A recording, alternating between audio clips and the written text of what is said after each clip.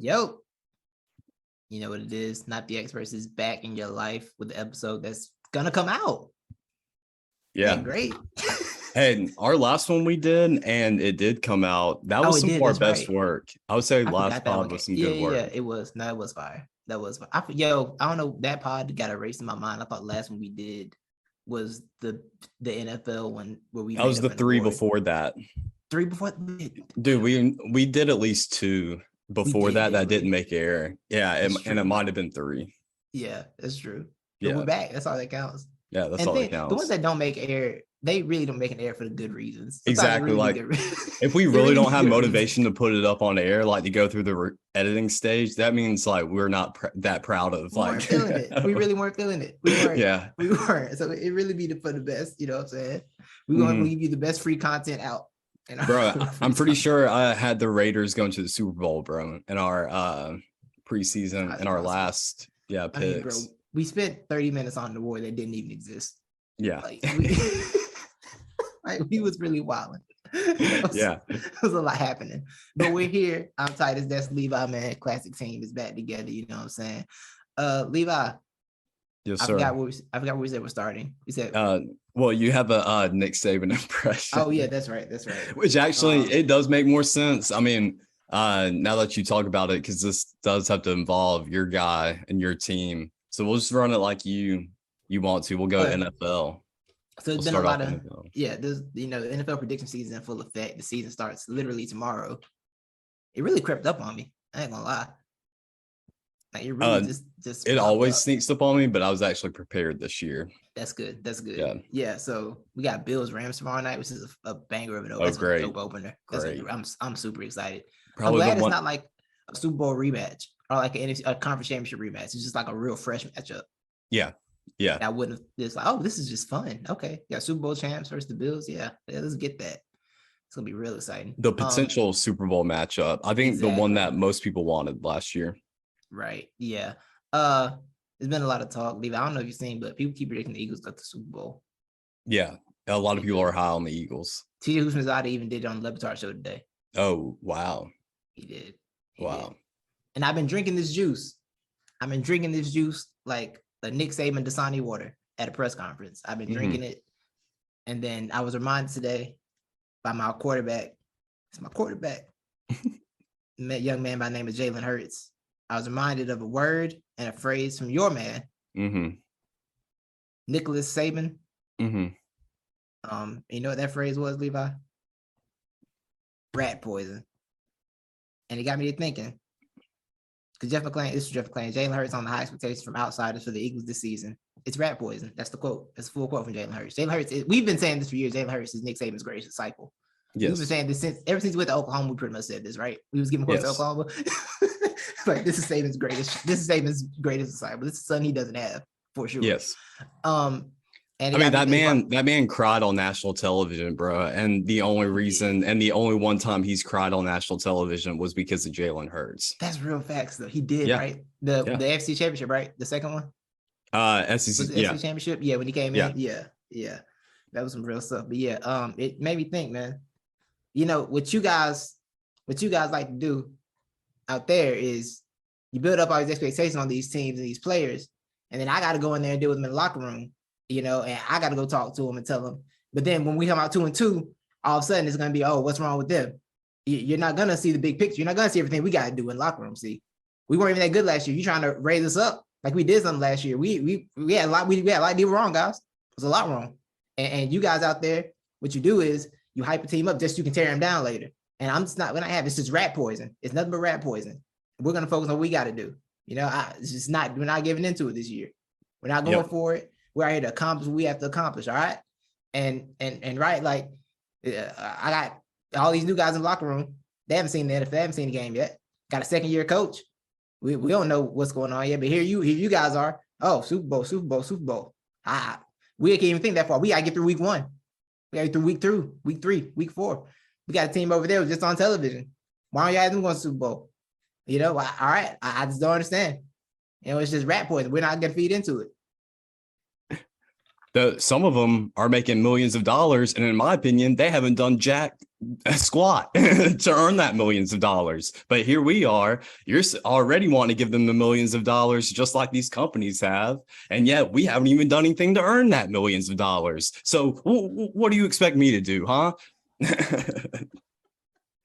As I feel, I'm back down to earth, man. Don't stop eating my team that rat poison, man. We ain't going nowhere. You know what I'm saying? We just take it week by week, day by day. Every day is a chance to improve, all right? Yeah. That's what we gotta do. I love his random all right, because they don't be fitting nowhere in the context of this other rant. Yeah, it's random all right. This is a great to his next thought. It's a great verbal tick, and it's not even the all right, it's I. Right. Real country. AIGHT. For real though. But nah, man. How you feeling about this season, man? You see, they got a lot of hype on my squad this year. Dude, well, I think there will only be one bird of sadness this year, and that will be me. And that's only if the Falcons go like 500 and don't make the playoffs. Because, you know, we want worse or great. Okay. I want either a top 2-3 draft pick next year, or I want playoff contention this year. So I think I'll be sad though, because we'll go 500. But I think y'all are going to be really good. The defense is really good. I mean, there hasn't been much question with the defense. Y'all just had like a lot of injuries last year, pretty much on both sides of the ball. But I mean, everybody's high on your offensive line. I'm not that familiar with them, but you pretty much set up Jalen this year and kind of like Tua, where you've given him all the weapons that he needs. Now it's just, you got to go do it. And do you believe in Jalen? And I know I've been so critical of Jalen in the past, and a lot of people think like I don't like Jalen, and I do take a little bit of offense to when you call Jalen just your man's, and you know he's my man's too, bro. I love Jalen. I've known Jalen, but I've just been trying to be, you know, I'm very critical. Yeah, and I'm extra critical of like Alabama or like players that I really do like, you know. So I just wanted to temper expectations, or temper. What is it? Temper expectations. Yeah, temper. Temper. Yeah. But I mean, dude. So I think he's going to do it, man. And part of it is because of that. I mean, work effort and that mindset mentality that he has. I mean, that really does prevail at the end of the day over talent. Yeah, I feel like he wants to be great badly. Like, and I do think from everything I've heard, I've been reading this offseason, he's really been taking strides. And some of the plays I saw, I'm like, oh, you do that now? Are you going to do that in the real games? You do that in the real game, Jalen, my boy. It's going to be very fun this year. But yeah, I think I'm with you. Like, they've given the offense is completely revamped. We'll see. My questions are mainly with the evolution of him and Sirianni as a coach. I want to see what kind of growth Sirianni has as a coach this year. I think that's very vital. I think that's very vital. It's kind of been undersold that he was a rookie coach and a young coach, and was it was iffy at times last year. So I want to see where he's growing as a coach this year. I do want to interject, if I may, that just from the people that I've heard from Eagles camp, or you know, from these sources from the Eagles, and also just so-called football experts. A lot of people have been really impressed, and part of the reason why they think the Eagles will make a run is because of that relationship between Sirianni and Hurts, and a lot of people have faith in the fact that Sirianni actually does know what he's doing on offense. It doesn't sound like he knows what he's doing, maybe in press conferences, even though they're great and entertaining. But I think him and Jalen's relationship has been really strong, and that's what's been reported all throughout that organization. So yeah, you're right. That's the question, but it seems like it shouldn't be even that much of a question though. Yeah, we're gonna see. I mean, the first 4 weeks are Lions, Vikings, Commanders, and Jaguars, which is 4 winnable games. Yeah. But I fully expect the Vikings to beat us because Kirk Cousins is the bane of my existence. Like, he's the bane of my existence. I feel like Kirk has a winning record against us as the Vikings quarterback.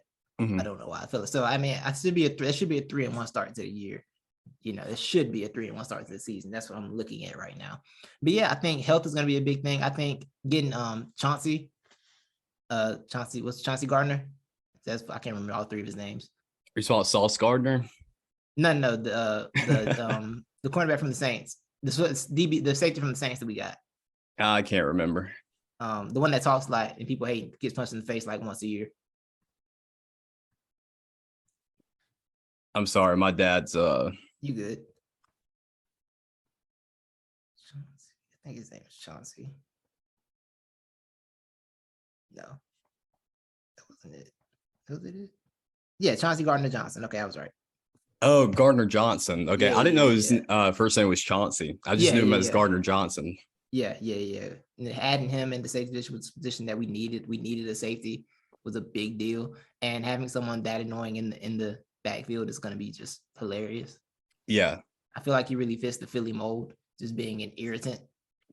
And, yeah, it'll be like having Jalen Mills, except he might actually break up more than one pass every 3 games, which is exciting. It's thrilling for me. But yeah, I do want to temper expectations just because I feel like, I don't know, going from what we had last year, which was a playoff team, but it was like one of those backdoor playoff teams, made the playoffs because they expanded it. Shouldn't have really been there, just to expand the playoffs, and we got there, and then we got smoked like we should have been, I do want to be a little careful because, I don't like being super, you know me, Levi. I don't like, they break my heart real quickly. I'd be out the season real fast. You know how I do. Yeah. But this year, I'm going in excited. I'm excited for week 1. I will be excited at least. I'm making myself be an optimist till at least week 6. I will have to be optimistic about it until at least week 6. Okay. I like that. I would say though, I wouldn't be surprised with a slow start though. And y'all may have to figure some things out down the road because the one critical thing, and even though you have set up Jalen with all these weapons, it's the one thing that does hurt you is like, is he going to be able to, has he progressed in progressing, as in reading his progressions and able to not just look at his first spot and then take off running, which if it's open, go take it. But now you got 2 number 1 guys there for you on each side. Right. You got AJ Brown on one and Devontae Smith with the other. So you want to utilize them as much as you can. So, that is where it's going to be really interesting. But I want to know, what do you think about Jason Peters signing with the Cowboys? This is going to sound really harsh, Levi, like extremely harsh. But I felt nothing because he's like way past his prime. Yeah. And I just hope he can make it through a season healthy at this point. Like, I wasn't upset. I wasn't bothered. I'm like, okay. Is he even going to start? That's what I'm not sure about. I heard they're confident in the dude they have in front of him, but they signed him. I don't know. All I know is the only way I will actually be hurt is if he went to the Hall of Fame as a Cowboy, because then it's beef. Then it's real beef. Like when Tony Gonzalez went to the Hall of Fame as a Falcon. So what's that about, bro? Yeah. That was weird. But if he does that, then I'll be hurt. But right now, I'm not hurt. It's okay, bro. Yeah. You know what I'm saying? This ain't like somebody at their peak of their powers going over there. Yeah. So I feel that. Get it where you can. And that might have been the most money or maybe like the only offer. It's the only opportunity. Yeah. Perfectly fine with that. Perfectly fine. Ever since I seen him running Justin Fields last year on that one play on the RPO. Oh, He ran out to catch the ball. I was like, Jason.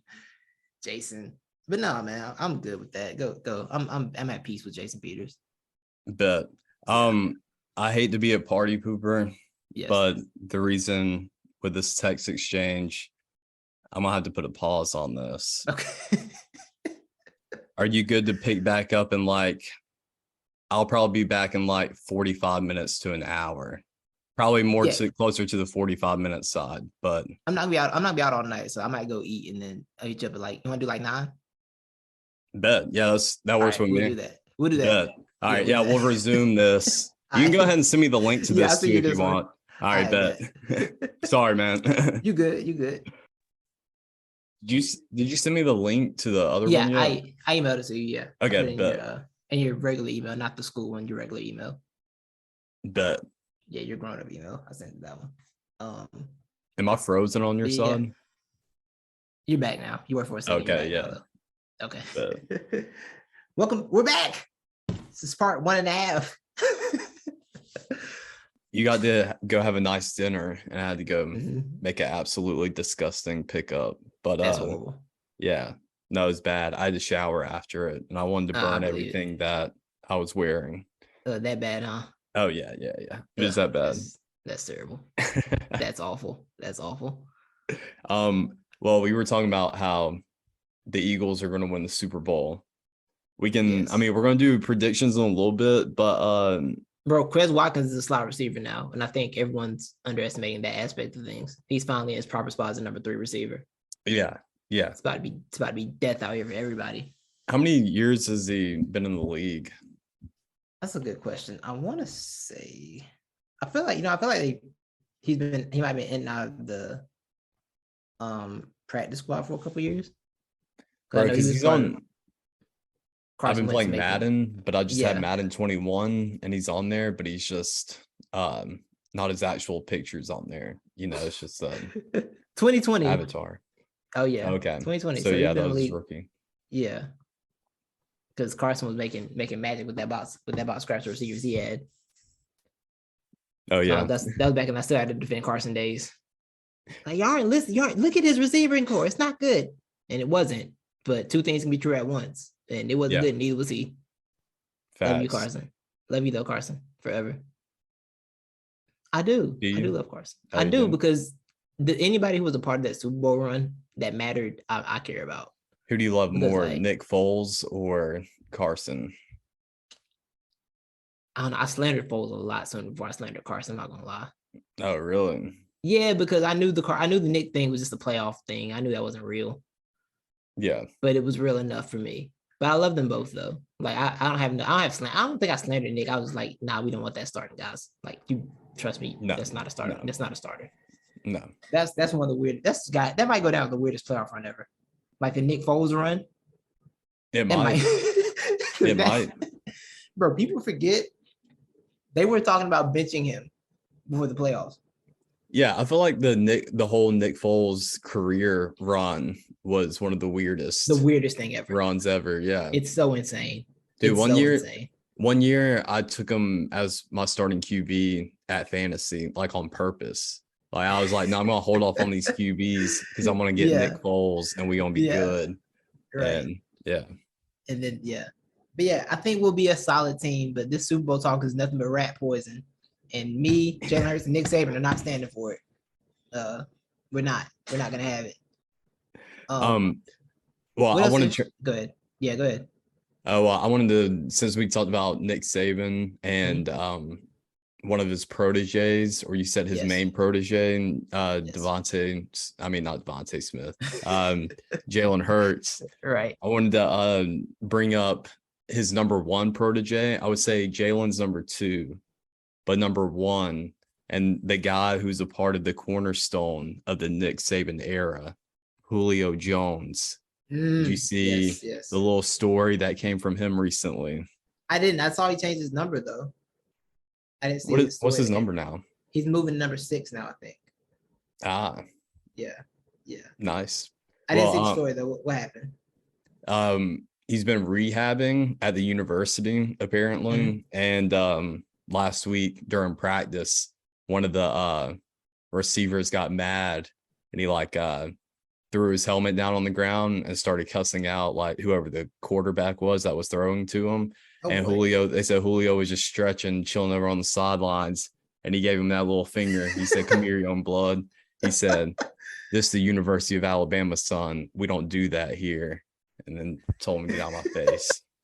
So Julio coming in, backing his boy up, Nick Saban. That's another dude. That's another guy who's like intertwined with Saban. Just like their mentality and how they go about things. Julio's just a lot quieter. Like you don't ever hear Julio talk. Right. Yeah, that's a fact. I tell you about the one time I was around Julio Jones and I didn't approach him because people around him looked like they weren't taking no approaches lightly. Oh, really? Yeah. I was near Julio Jones one time because he was like co-throwing this event. And I was there and I saw him like, oh, it's Julio Jones. I saw people around him say, they don't look like they're taking approaches. So I'm going to just go inside. Yeah. Don't approach Julio Jones. Sam. These people aren't with approaches. Yeah. No, I wouldn't approach Julio either. Yeah, we all got searched. We all got searched at the venue. They didn't. I'll say that much. They were ready. Yeah, they were just coming inside. Yeah. They were inside. They was in there. Yeah. But yeah. I mean, I can give another Nick Saban headline that I just found out. Talk to me. So, I frequent the town of Auburn a lot. And decent Auburn, city. Do what? Decent city. No, I mean, Auburn, like, I do give it that. Like, Auburn's like a really cool college town. And I respect Auburn in a sense. Like, they do the, oh, yeah, we're family, blah, blah, blah, which I get. You got to have something to hang your hat on, So I'm okay with that because it is a nice community. I mean, I frequented a lot. I used to live there for a year. Anyways, but in the past year and a half, 2 years, they've been working on this really nice hotel downtown. Like they just tore some buildings down on the corner and they're just building this big extravagant hotel downtown. And I mean, there was already like an Auburn University hotel. I think it's kind of like the same thing now. Anyways, I was just kind of wondering like why do this? And then I just saw the headline that today Nick Saban's new luxurious hotel opened up in downtown Tuscaloosa, and that thing looks BA. So I was like, oh yeah, that makes sense then. They're trying to keep up. They saw the plans. They saw Tuscaloosa getting a luxury hotel downtown. So Auburn said, we'll get one too. I believe that. The College Wars are so petty and weird. Be the most random stuff. Yeah. Yeah, you got new rims, so we got new tires. Yeah. Just those are random stuff. Yeah, you know how Auburn got that new basketball arena or whatever. Guess who has blueprints for a whole new Coliseum now on campus? That's right. Alabama does. And guess what? That arena looks way better than what Auburn's does. It's an arms race, man. It's the same way with like the NFL. Not saving. Jerry Jones built his stadium, Lord. And then everybody else built a new stadium. I feel like before Jerry dies, there's going to be at least blueprints for another one. That's just going to be so outlandish and extravagant. It's going to have 3 statues of him outside of it, for sure. For sure. One of him in Arkansas, one of him working at his dad's grocery store, and then the other one of him owning the Cowboys. Big facts, yo. You're missing the word family, Levi, and that got me thinking about a man by the name of Brian Kelly. Oh, yeah. Family. With my family. With my family. You see what the reporter everybody was said happy to see him lose. No, what happened? Yesterday, I think, they had their little presser or whatever that morning. Yeah. And Brian Kelly started saying something like, you can't see the reporter coming in, but you just see him like looking over. And he's talking about, some people decided to arrive a little late. He said, usually, that's a $20 bill in the something jar or whatever, just saying something like that, just going on. And then you just hear the reporter in the back go, I'd show up on time if you win. Yo, I feel like Brian Kelly's in for a rude awakening. Like, this ain't the Southern SEC fan base and media is not here for your nonsense, bro. Yeah. Like, they're not. Like, if you're winning, they'll cover everything up. But if you're losing and they don't like you, it's going to get real dark for you real fast. Yeah. They don't have to be, not have to be just SEC. Like, Texas did this. If the Texas media doesn't like you, you're done. Yes. Texas media or Texas high school coaches don't like you, you are finished out there. Auburn does it too. Yeah. Admiral Charles Strong at Texas, like he didn't get the high school coaching pipeline. They weren't rocking with him. It was done. Yeah. There's no hope for you. Like, Brian Kelly's in for a rude awakening, bro. Bro, do you remember? I mean, one of the biggest examples of this is, do you remember when Greg Schiano was hired as the Tennessee head coach? And that man didn't even make it on campus yet, bro. And they already fired him because the Tennessee fan base and news outlets, they're like, we're not letting this man come here. They're not having, you got to earn the right to run I feel like Greg Schiano could have done something there, though. He's slowly, he's made Rutgers almost a 500 team. That's a lot. He's just a dick. That's the problem. He is. Like, they were just not rocking with it. Like, nah, you're out, bro. Yeah. And I understood it. I fully understood it. But it got dark. It got dark real fast. They not playing that with you, bro. This ain't time for your little snarky remarks, bro. You better come here and win something. Yeah, bro. It will shut you down. This is not Notre Dame. Right. It's not at all. He can't go, well, at least look at the team's GPA. You think we care about the team's GPA? Look at the record. Unless you were for GPA be 0.0 as long as you're 10-0. They do not care about the GPA. They do show not the class, care. don't show up, whatever. I don't care. Right. Like, what you mean? What you mean you had to go to class for what? Yeah. Are we winning? Are we winning though? That's all they care about. Nah, Brian's in for a rude awakening over there, bro. What you think about that game though? I actually didn't watch any of it because I didn't either. Really? But I watched the last 5 minutes on YouTube and I was like, wait, I'm sorry, what? Yeah, I saw the score line and stat line in like the second quarter. I was like, I'm not watching this. And so I just did something else. But it was funny though. It was really funny. It was like, and to see everyone, like, I feel like, I don't know what it is, but I think he's more hated now. I don't believe he was this hated at Notre Dame. But now everyone's just celebrating dunking on Brian Kelly. And I'm good with it. Because I love dunking on Brian Kelly. But it's like it's a national party now. I'm like, oh, I didn't know we were all here for this now. Okay.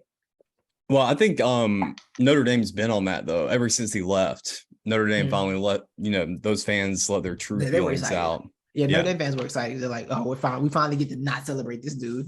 They were very excited about it. And he's already in his blame the players phase, by the way. I don't know if you saw that. Oh, is he really? Oh, he's already there. Yes. That's about the kid that was returning punts. The kid was returning punts. That muffed two of them. And he had a quote. He was like, you evaluate a guy all summer and you think he's gonna be ready for that spot. And then you find out he's not. That's basically what he said. Find out he's not good at it. So, yes, he was gonna do that. But he did try to fix it and say like, we're gonna stick with him, see what we can do, stick with him, or whatever. But he did start his blame the players. He did throw his blame player thing out there. Starting early. He is. Starting early. It's not gonna work, man. He doesn't take any blame because when I don't know where they were at or whatever, but they're doing that whole live thing and they play the forum. They played his little video forum at his thing. And then they were like, you got anything, for that? And he was like, I don't know. He was like, I don't know why y'all are attacking my accent. He was like, y'all get out there and try that. And they just let him slide with it. I'm like, bro, what we should be getting on you while you were trying it in the first place, bro. Like, what do you think you were doing out there? We're here because you tried it. Yes. Yeah. What made you go with that verse, bro? Yeah. Like you didn't have to do that. Like, y'all get out there and try that. It's gonna be you. He went full politician in an election, just stealing phrases. See, that's the thing. That's the thing. I think Brian Kelly's so much like a politician and where he doesn't really have a soul or a personality. That's true. Yeah, I think you're right about that. Yeah.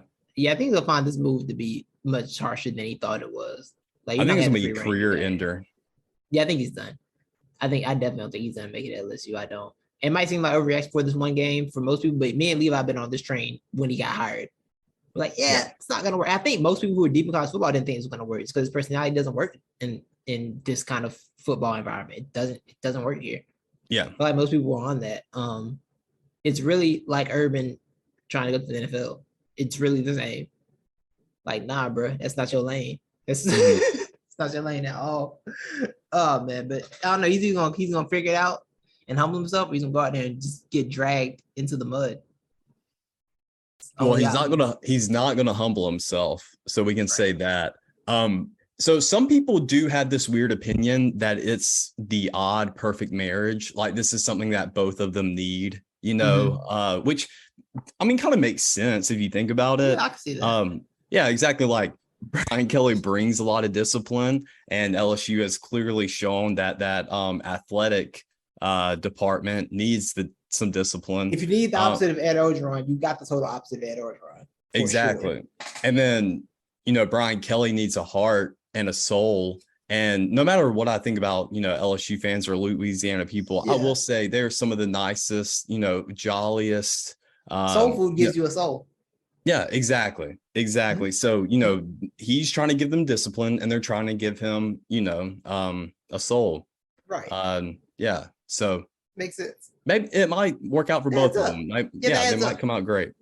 They definitely might. Yeah. Like I said, it's only one game still, but it's just, Yeah, I really don't know. It's going to be super hard. This isn't the LSU of old, as in now you got Texas and Oklahoma coming in the SEC. And that used to be your Yeah. big thing over. It was like, hey, we're the furthest west SEC team. So, they could pick from those Oklahoma and Texas really easily in that pipeline. Right. And then you got your guys up to the north, Arkansas.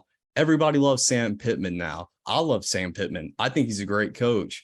Or I wouldn't say great. I think there's things he does great. He's solid enough for Arkansas. He's good He's solid enough for Arkansas. Yeah. He's just one of those guys with a big personality, and like all his players love him. Like the people who played for him, like they'll run him through a brick wall because he's one of those. He's just a genuine guy who like really cares about people. Yeah. So who knows? Like, and Arkansas has been attracting big recruits lately. You got Lane Kiffin and Mike Leach next to you. Like the draw isn't there for LSU much anymore. And they can't even keep kids in their own backyard. So I don't know, dude. I don't see it ending well. It's really not going to go well, even though I think there will be flashes and people will be like, see, we told you it's going to work out. It's going to end up falling. Yeah. And collapsing. Yeah. And with Texas A&M coming up the way they are, like the West has got tougher. It's got a lot tougher. It's not Alabama you're looking at now. Now you look at A&M, who like they might have a coach that can do anything, but they got the recruiting that can carry him. Because Lord knows recruits got to carry Jimbo Fisher. Yeah, has got to carry him. He's got the for sure. For sure.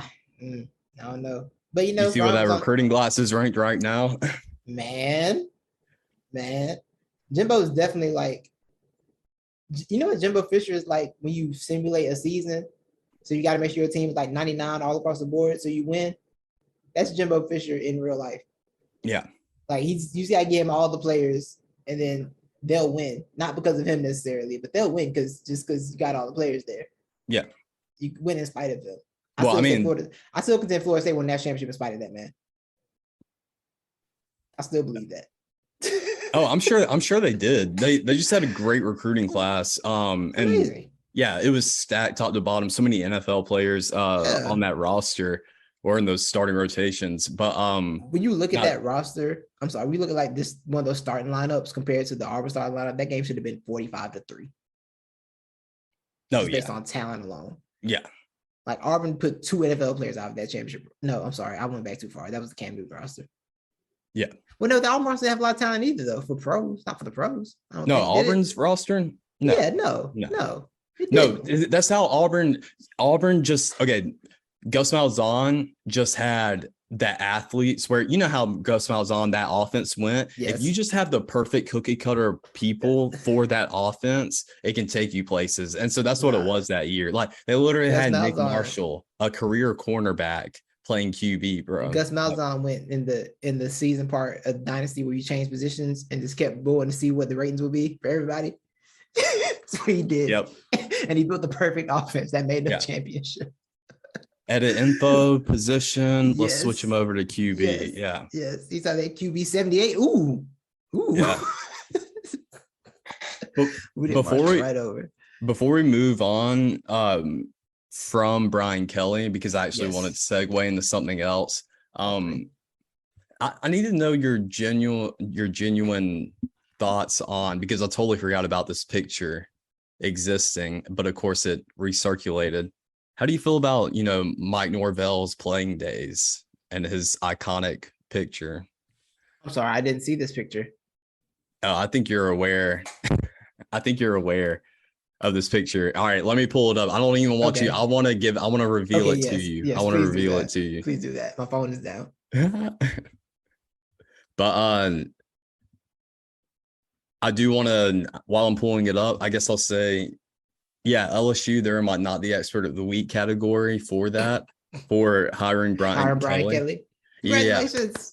Yeah, exactly.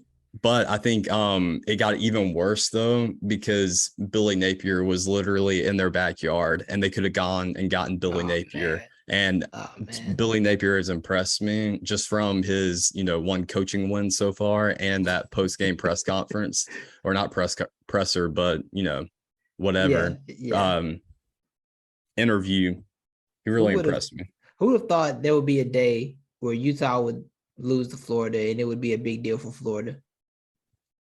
Oh yeah, and what's funny. Me and a buddy, we were texting, and he was like, "Yeah, I think Utah's actually going to run the table this year." I was like, "Nah, Utah always finds a way to screw something up." Utah will always Utah at some point. Yeah, Utah is gonna Utah eventually every always. time.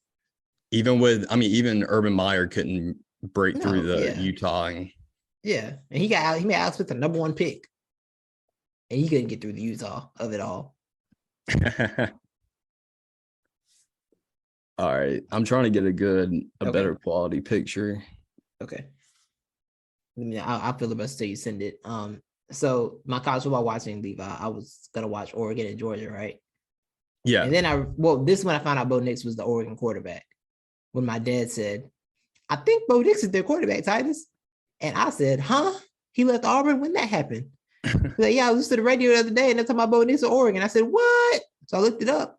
I was like, "What? Bo Nix is the Oregon quarterback." Then I texted you and said, "I know I did Bo Nix is Oregon's quarterback," and you said, "I feel like everyone felt like that." So I watched The Drive or two because I've seen the Bo Nix experience for 3 years down here, being in the South. I watched The Drive or two, and then I was like, I saw Georgia score. I saw Oregon not score. I saw Bo Nix story. Said, "Yeah." I went to sleep, and then woke up and the score was 48-3. I was like, "Oh, okay," or 49-3. I was like, "Yep, sounds about right." Oregon's in for a long year. Yeah. Oh yeah, they are. Is there any way you can go in and enable screen sharing? Oh, yeah. Give me a second. I think I know if that was possible while we're recording. I don't know why that's disabled actually.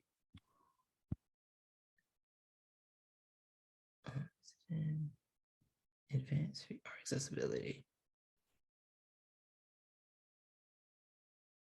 Everything's checked there.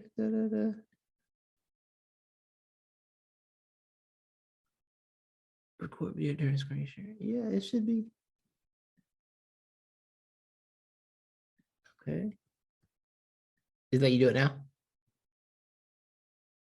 Okay, hold on. I probably gotta go to the settings. All right, give me 1 second. Did you have any thoughts on the Alabama game? I know it was just good old Utah State, but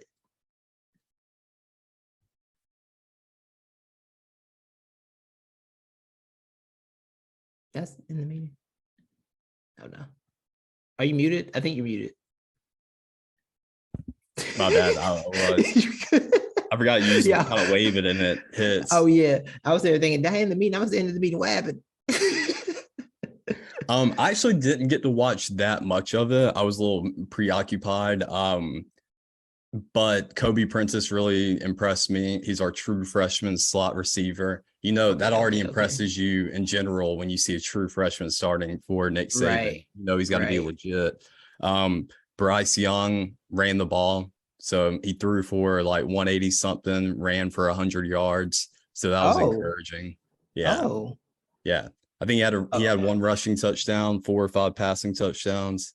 He'll be in New York at the end of the year again. But yeah, we dominated. That's about all I can say. Yeah, Bryce Young run is a big thing because he's like the one quarterback that's like, I'm like, Bryce, you're fast, right? Yeah.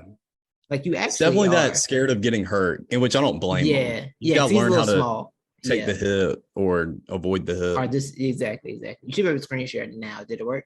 It said host disabled. I just enabled it. I literally just enabled it. I don't know if it has to refresh the meeting or something. All right, let me see. I'm trying to. I guess I can send. Can I send it to you in this chat? You should be able to. I think you can. Back here, make sure I read everything right because I feel like I literally just made it to where you could do that. Zoom be dumb, don't it? Like Zoom tried to make you close the whole meeting out to get it done. Yeah. You can share all participants. Here, let me try. Yeah. Okay. I wonder if yeah, it's not. Let's see. Okay, I'll just send it in the chat. Okay, that'll work.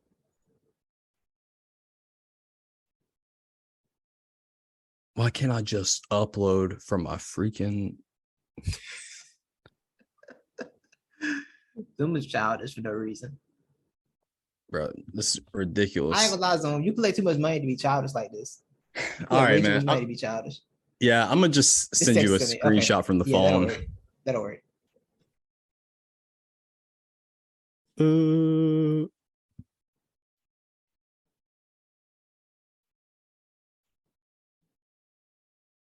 And it's just crazy because like you would never think this is the guy. You know, if you look at him now, yeah, it's like, wow.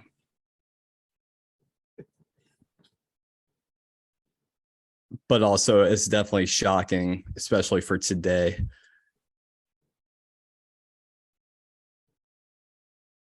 I'm gonna send you the first tweet of it that came up is from our boy Bum Chillups, Spencer Hall, from back in 2018.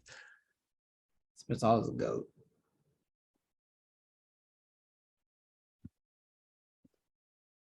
Tell me when you got it. Got it. Let's see. Oh.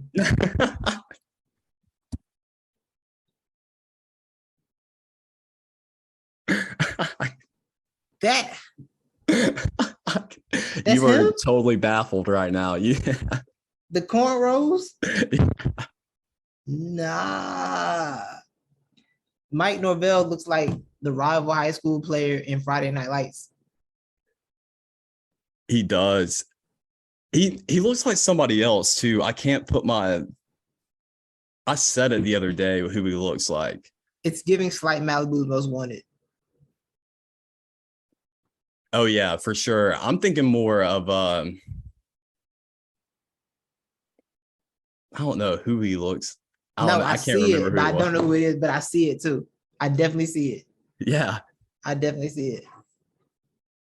Nah, that's insane. Yeah. That's definitely Zach LaVine's cousin on his mom's side. Exactly. That's definitely Zach's cousin on his mom's side for sure. For sure. Yeah, this was like early 2000s, but bro, I'm telling you, man, like the cornrow hype was so high, bro, because I remember when I was a kid, I wanted cornrows, bro. Like I would chop off my left arm for me to have like cornrows and the ability to, braid my hair in that way, just because like AI doing it, Bow Wow, everybody, bro. Like if you were hot, you had cornrows. No, I ain't gonna lie. I wanted cornrows at one point. My parents vetoed it. I for sure wanted to be an AI hype. I was number 3 in my rec league and everything. I was full AI. I was all the way AI. There's no stopping it. The AI impact is different. I feel like Allen Iverson and Mike Vick have the biggest impact on our generation. He definitely was one of them. Like he was huge impact like on me, like getting into basketball. Right. Like culturally, I feel like their impact was insane. And like not easily matched by anybody. The Vic takeover. I was basically a Falcons fan when Vic was a Falcon. I ain't gonna lie. I was basically a Falcons fan when Vic was in Atlanta. I was pretty much a Falcons fan. I was pretty much a Falcons. I was an Eagles fan. It was like, it's the Falcons. Yeah, I can't be mad at the Falcons. I was really on both sides. Bro, you know what's crazy about me is when I was a kid, I mean, I'm still am, but I've always been such a contrarian, and everybody loved Michael Vick and the Falcons that I didn't. Like I hated Michael Vick, and like just because everybody else loved him. And I'm a kid, like this is before like think about like race and quarterbacks and all these. Like me, I'm just like, oh, everybody else loves them. Like I'm not poop on them. Yeah. But I would, every time he got injured, I would be like, really? Is this the guy that we're going to believe in? Because he did miss a lot of games in his career. It was a lot. No, it was a lot of time. It's like 180 something in his career. Yeah, dude. For sure. Yeah, because he just wasn't like reliable. I mean, I just remember even being that young and just thinking like, this guy's not reliable. He took a lot of hits for sure. Yeah. He took a lot of hits. He did better about that in Philly a little bit, but he still got hurt in Philly too. Yeah. But I forgot about the Vic durability aspect. I was doing like somebody uploaded 2005 NFL roster to Madden or 2004 NFL roster to Madden. So immediately I traded for Vic because I just want the speed of Michael Vick, so I traded for Vic, and then I got to the playoffs, and then game 1 he got hurt. I was like, oh, that's right. Yeah, he would even get hurt in the game. So I was like, that's right. Yeah, that was a thing. So this is realistic. Exactly. I couldn't even be mad about it. I mean, I was mad, but I couldn't be too mad. Yeah, that's why when we look back at it retrospectively, which of course it had a huge like impact on his career and how like people look on him, like the whole dogfighting thing. But I still think it's kind of one of those things, like, even though the dude was a generational talent, like one of the precursors to like why offenses are ran like this today, like one of the inspirations and one of the first like true mobile QBs, and like a gunslinger. I feel like we built his legacy up too much. It was like, oh, if it wasn't for the dogfighting, he would have done this and this and this. And I'm like, I think we're giving it too much, just because like we don't even know if he would have been able to, I mean, how many games would he have played? Knowing what we know now about, and knowing him talk about how he used to not watch film or anything at all, like, he was never gonna be that, because his ego was too big. And he had, I mean, I get it, because he had never, you that good, you didn't have to work at it. Why would I do more? Look how good I am without that. I definitely understand the aspect of it, but he needed, I always say, if we put post-jail Vic's mind and pre-jail Vic's body, the world would have stopped. Yes. Yeah, for sure. It's so nasty watching Mike Vick highlights, just because you see them in like I formation. It's like, y'all didn't give him shotgun. He would have done in shot. He done in shotgun and some spread. What the dangers that would have happened to people. Yeah. It's always so funny watching those highlights back. It's like, wow, they're in I formation with Michael Vick at quarterback. That is just a travesty. I remember watching the Virginia Tech Florida State national championship game. Like, wow, it's like, is that the wishbone?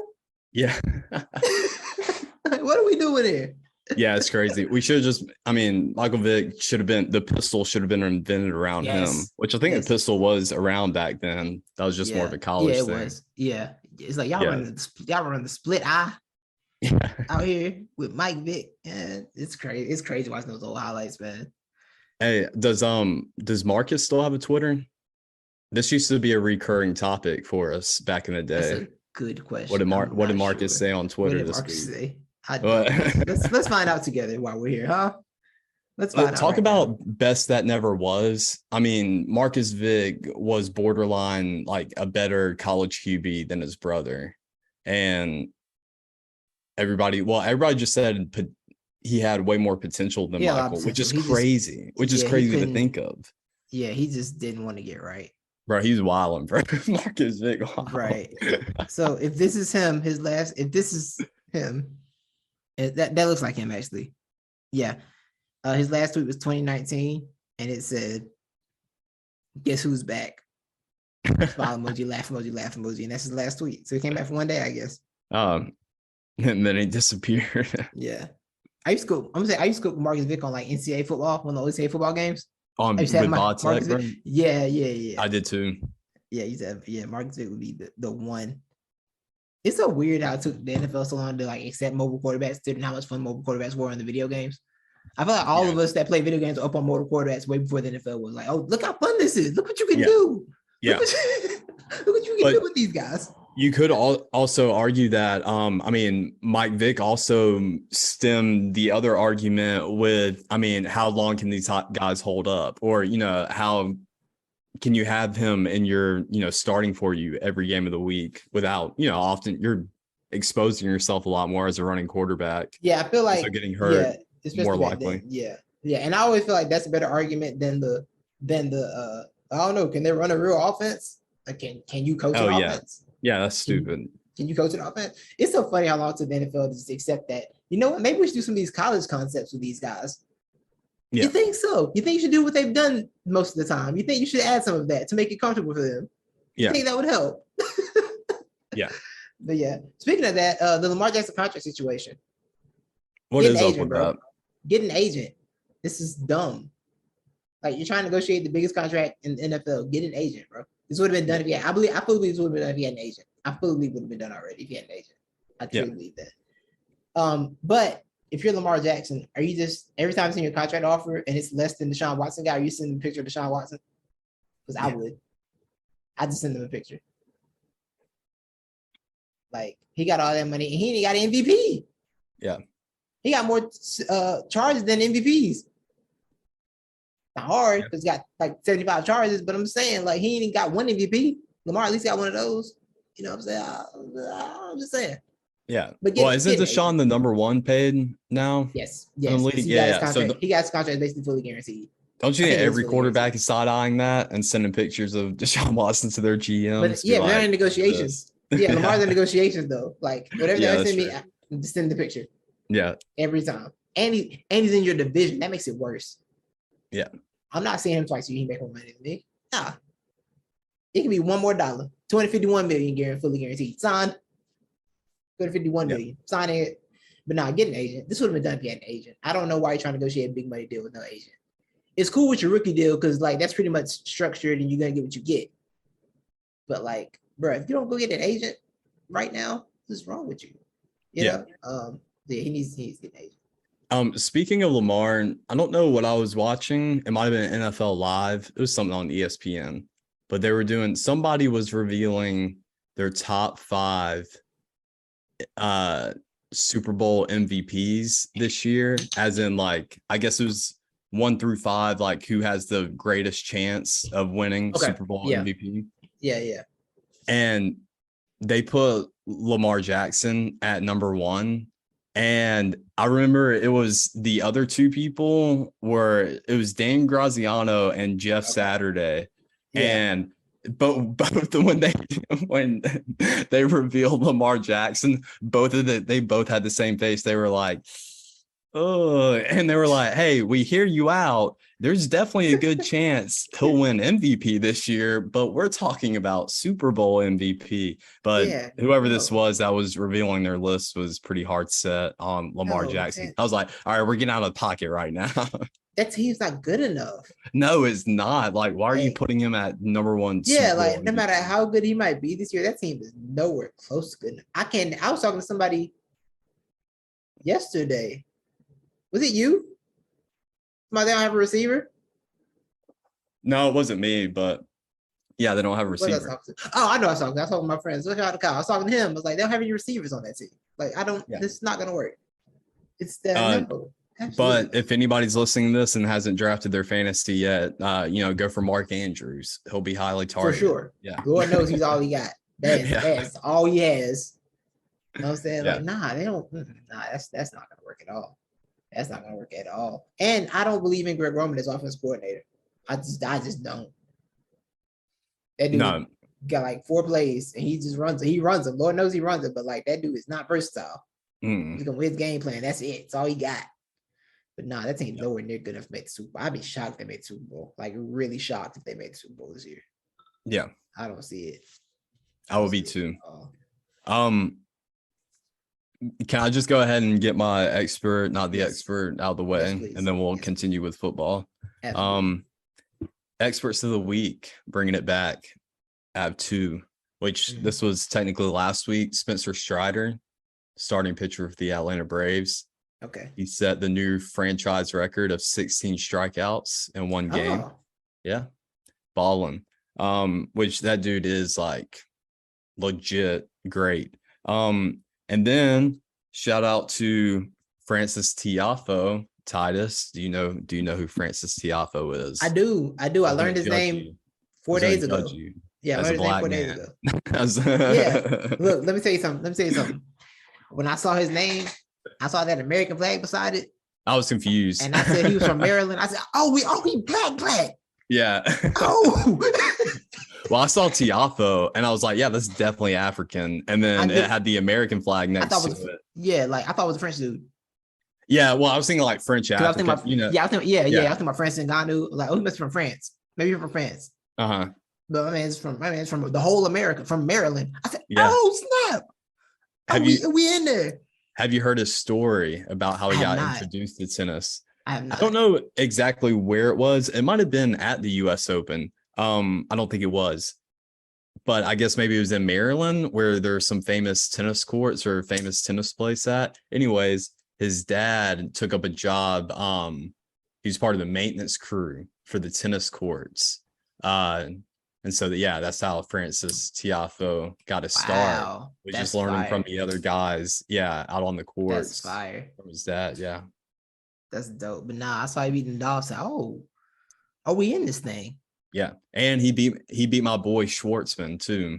Did he? Okay, Yeah. okay, yeah. And then So he just he's won still again active. today. Okay, so he's still here. Yeah, he won again Good, today. Yeah. good. Yeah, I saw that. Yeah, shout out to him. Shout out to him. Yeah. But yeah, I was pleasantly surprised. Yeah.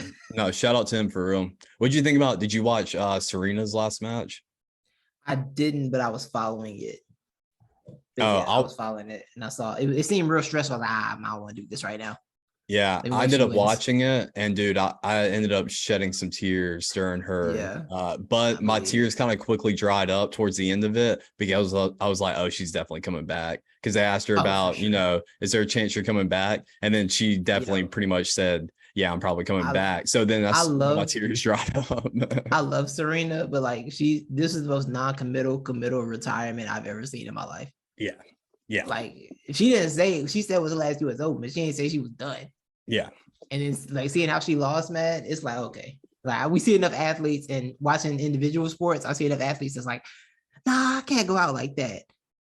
And most times the better option is you should go out like that because it only gets worse. But she's not going to, mainly I think due to the fact she choked. I mean, she really did choke. Yeah, I mean, not trying to bring a damper on it, but she was up. She should have won. But yeah, I think honestly though, like, yeah, that match just showed like it's really the age, bro. Like she just doesn't have the endurance and anymore because she just got so gassed and she didn't have any, more left in her. So right.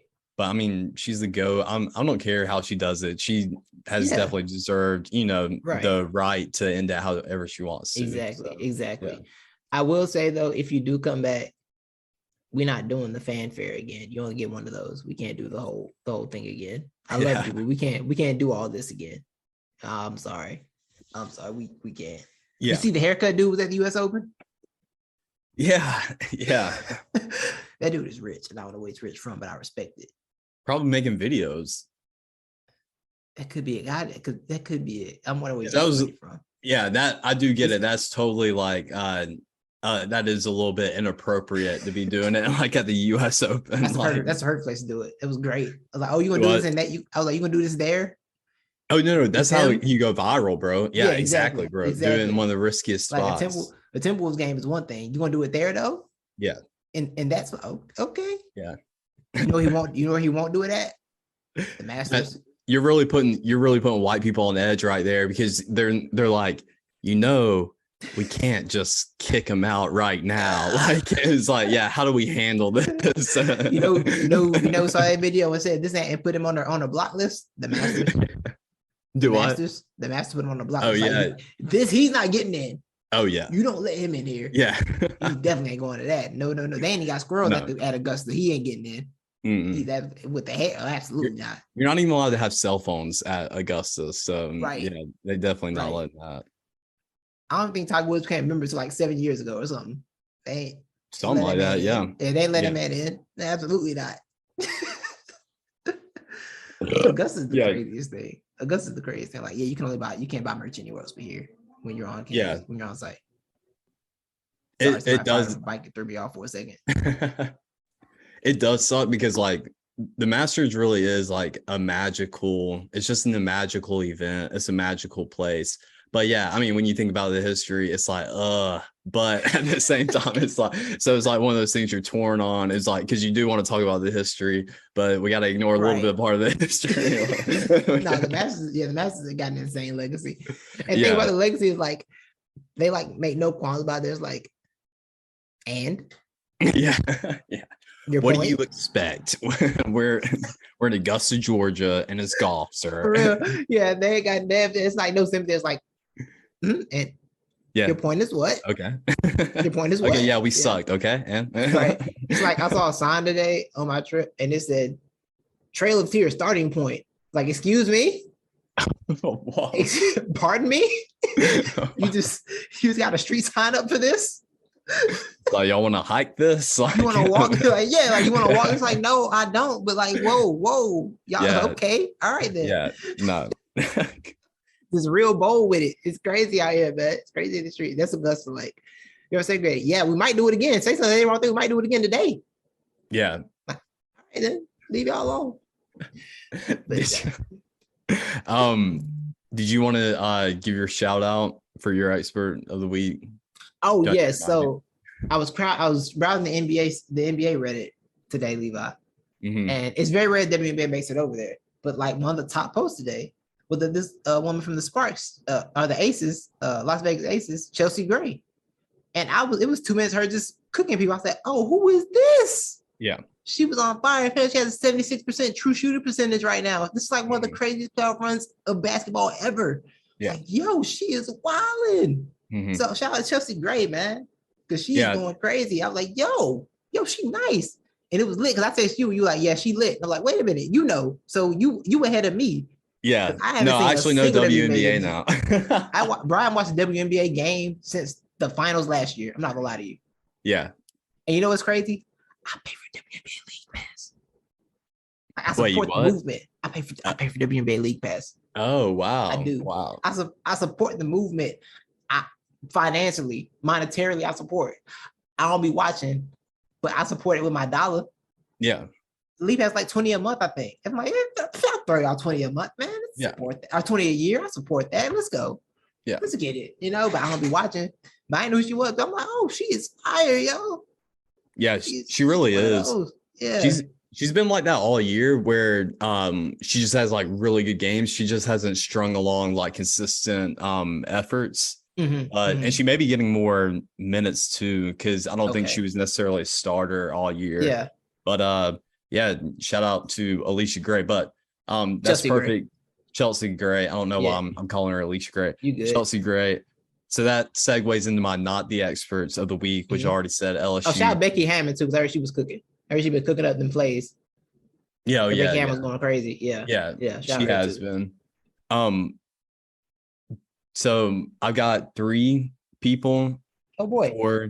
And it happened on all 3 drives. Well, no, it's 2 people or 2 groups of people. All right. So this is what happened, Titus. This is what happened. Talk to me. The Storm and the Aces were playing each other, and I believe the series was tied 1-1, or it might have been 2-1 in the Aces' favor. But anyways, the Aces go down. It's like 20, 30 seconds left or whatever, and Asia Wilson blatantly, bro, just like so bad. Oh, this is the one. This was 1-1. I did see this. See this. She traveled bad, dude. She traveled like twice too. Yes.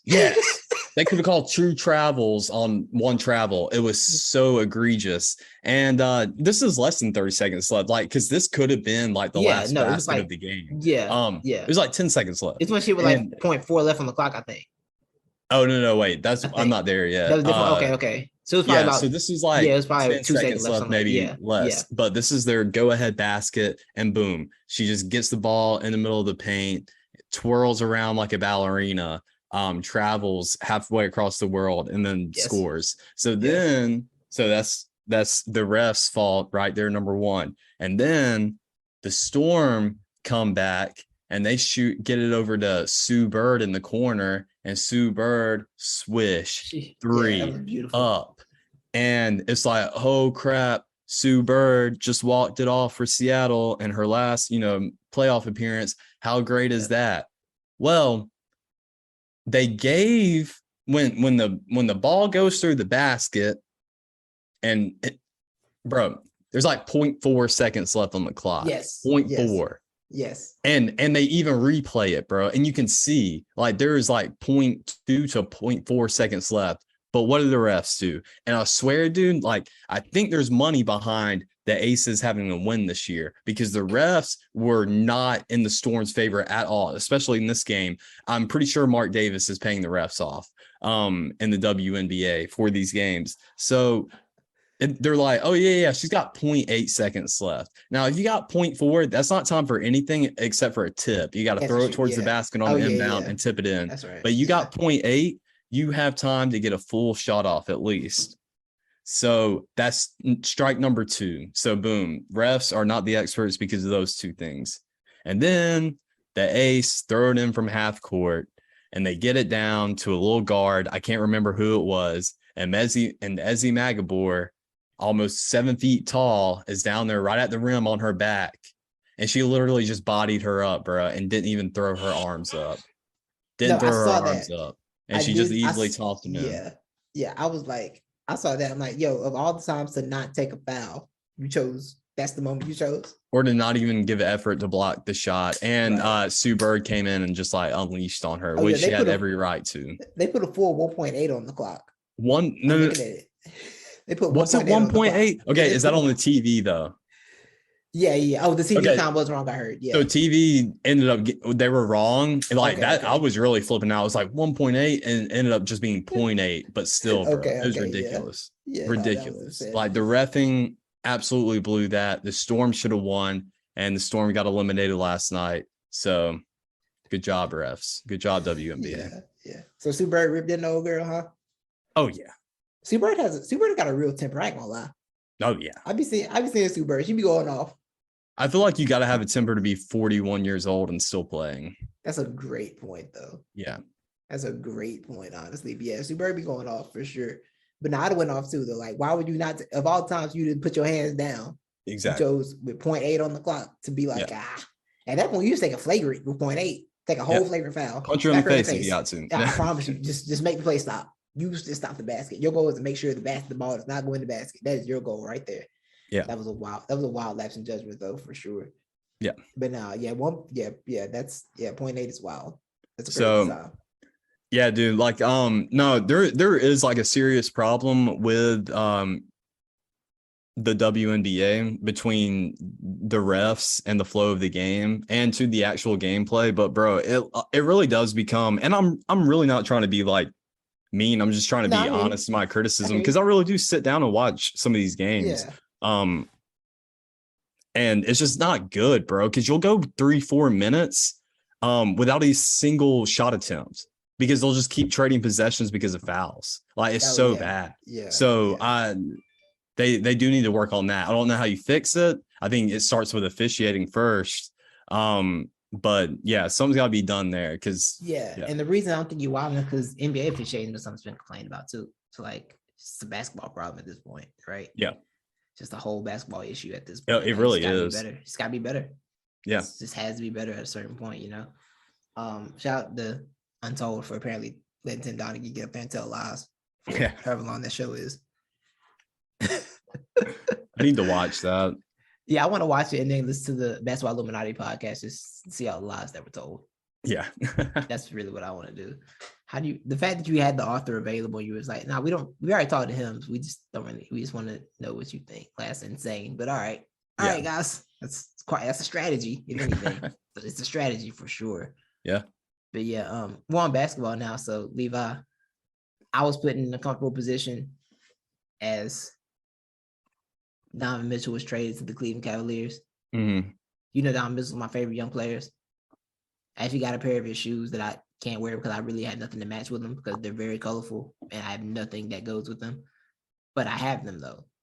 He's Adidas, isn't he? Yeah. I got him because I'm a Spider Mitchell fan. I'm a Spider Mitchell dude. He was good. He was, everybody thought he was going to the Knicks, which I was like, it's a terrible basketball fit, but whatever. It's not gonna work. But okay, put 2 6'1" guys in your backcourt. You're gonna get cooked. But all right. Mm-hmm. And then I wake up with text from you, text from my friend Q. Shout out to Q. You know podcast. Q's on the podcast. Yeah. Everybody's like, yeah, that's my boy. He's buying me a PS5. Yeah. Yeah. Everybody's doing this. Everybody's getting this you want to get this Cleveland bandwagon? That's what I keep saying. Levi, this was a dark day for me. Yeah. You know how I feel about that Dan Gilbert on team and that city and their pathetic ability to cry for a man leaving, write books, and then cry when he returns and won them a championship. Mm-hmm. And now Don Mitchell has to go play there, and I'm like, this is bad. I really do have a simple fix for you, though. What's that? Please tell me. Dude, just cut your losses, because look, I'm gonna give you the credit right here, bro. Like, you have been right on, you were really high on John Morant. I mean, I was kind of high. I was high on John Morant too, but you were one of the big John Morant evangelists out here. You've been right on him, and you were an Anthony Edwards evangelist. and in the face of a lot of us who told you you were out of your mind. And look at that. You've been nail on the head. But I think Mitchell has already proven he's not what we thought he would be, or especially what you thought he would be. I mean, I think this is a good pickup for Cleveland, but I also think he's going to hurt Cleveland a little bit too. I don't know. I mean, you're going to live and die by him some games. So I know Rudy's been there to take the brunt end of the blame, as I mean, he definitely deserved it, but there were definitely games, especially in those didn't they? Yeah, that first round. Yeah. Where Donovan wasn't honestly doing what he should have been doing. I'm be honest, I can't put this first on him or Rudy because I feel like they were both tired of that team and each other. Yeah. Like, because I said it going in last, I said, why are they bringing this team back? They don't like each other. This is not gonna. It's gonna end poorly and ended very poorly. So I don't even want to criticize either one of them for this year. But I do feel like Mitchell. I don't think that Mitchell couldn't do what Devin Booker did with Chris Paul and DeAndre Ayton. But his ability to not play defense is so strong. And I don't know if that was on purpose thing or if that was I got Rudy in the background. Because if it was I got Rudy behind me thing, that's not going to be fixed in Cleveland because you got Evan Mobley and Jared Allen now. Like that's not going to fix your laziness on defense. I'm not ready to give up because I watched that man do magical things in the bubble in the playoffs. He's a playoff performer and it's amazing. So I can't quit Don Mitchell drug entirely. But like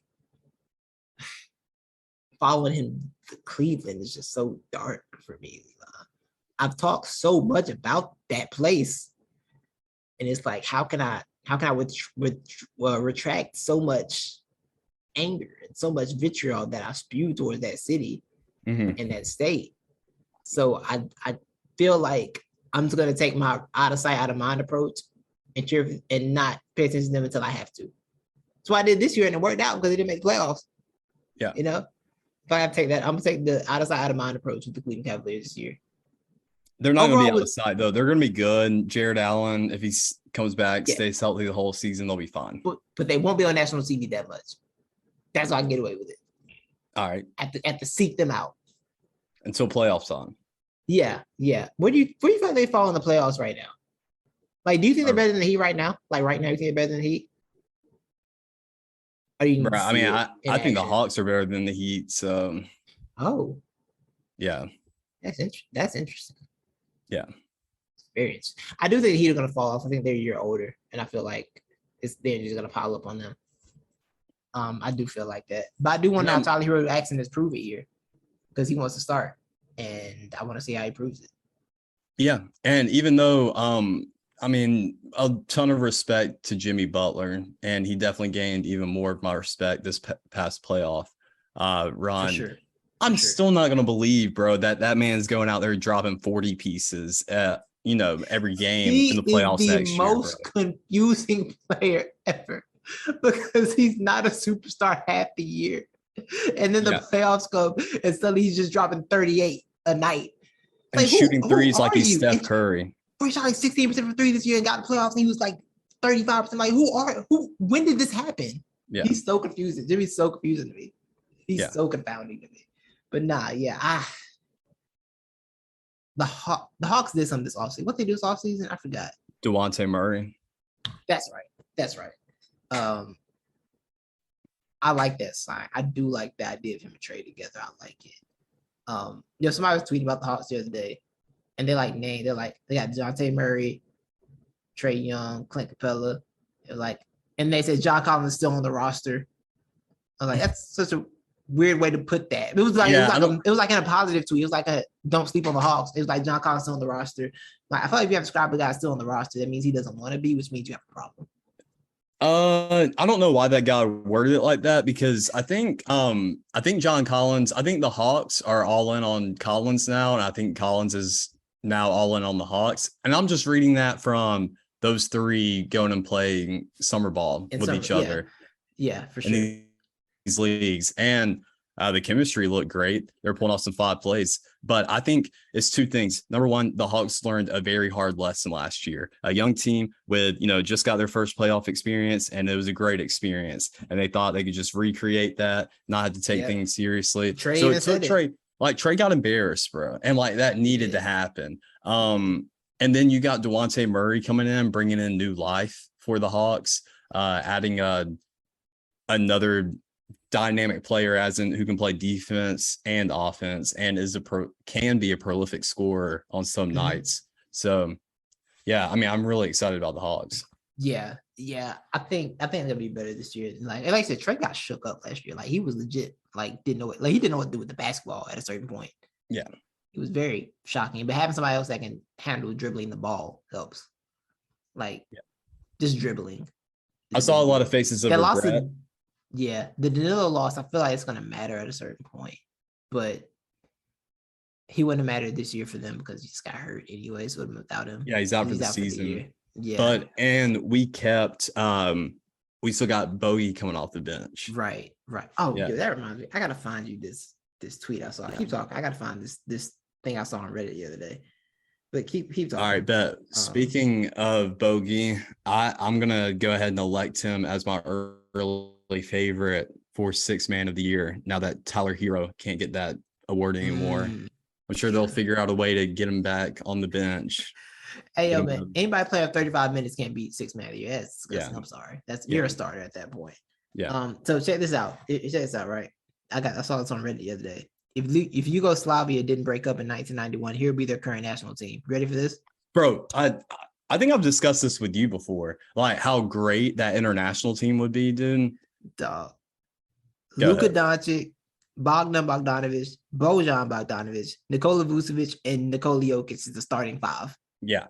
The bench, you got Goran Dragic, Mario Hezonja, Seti Osman, Nemanja Bjelica, Dario Saric, Dragan Benjer, Nikola Mirotic, Boban, Yusef Nurkic, and Ivica Zubac. That is an insane team.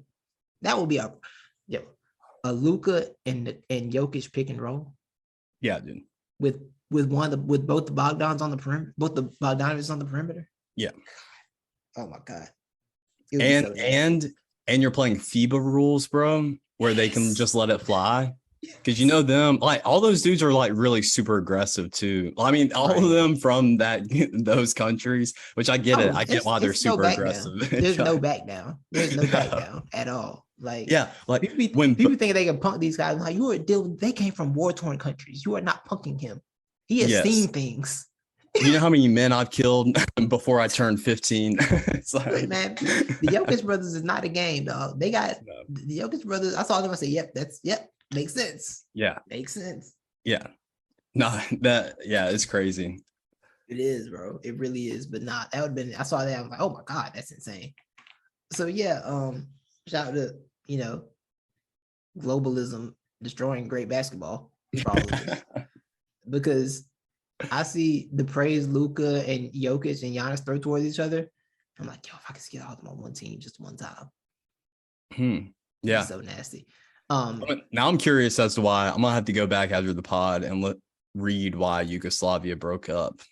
I don't know. I don't know this for certain, but I feel like it has something to do with Russia. I just like anytime you see a World War One. Yeah, anytime it's they broke up in 1991 though. Yugoslavia broke up in 1991. Yugoslavia broke up in 91. Yeah. Didn't the Soviet Union wasn't that like 91? Yeah, I feel like it was around that time. Yeah.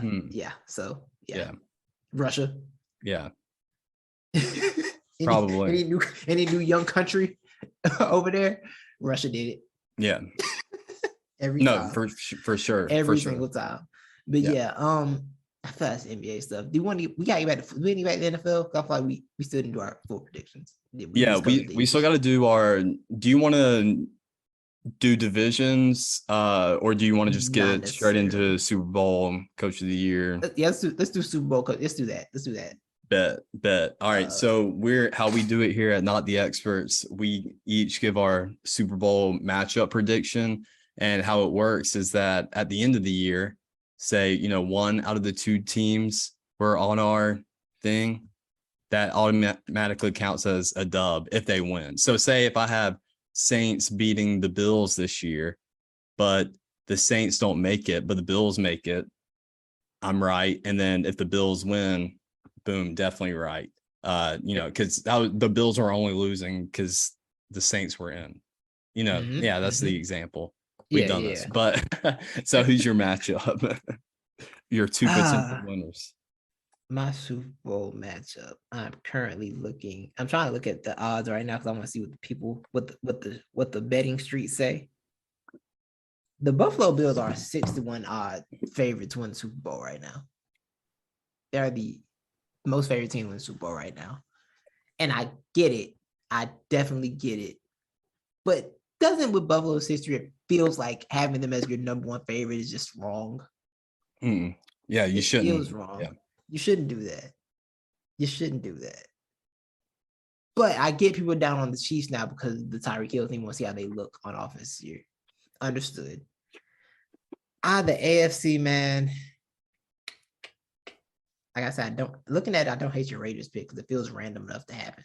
Bro, I know. I'm thinking about sticking to it. Like it's so random, it just might work. Yeah. That's how random facts, it is. Facts.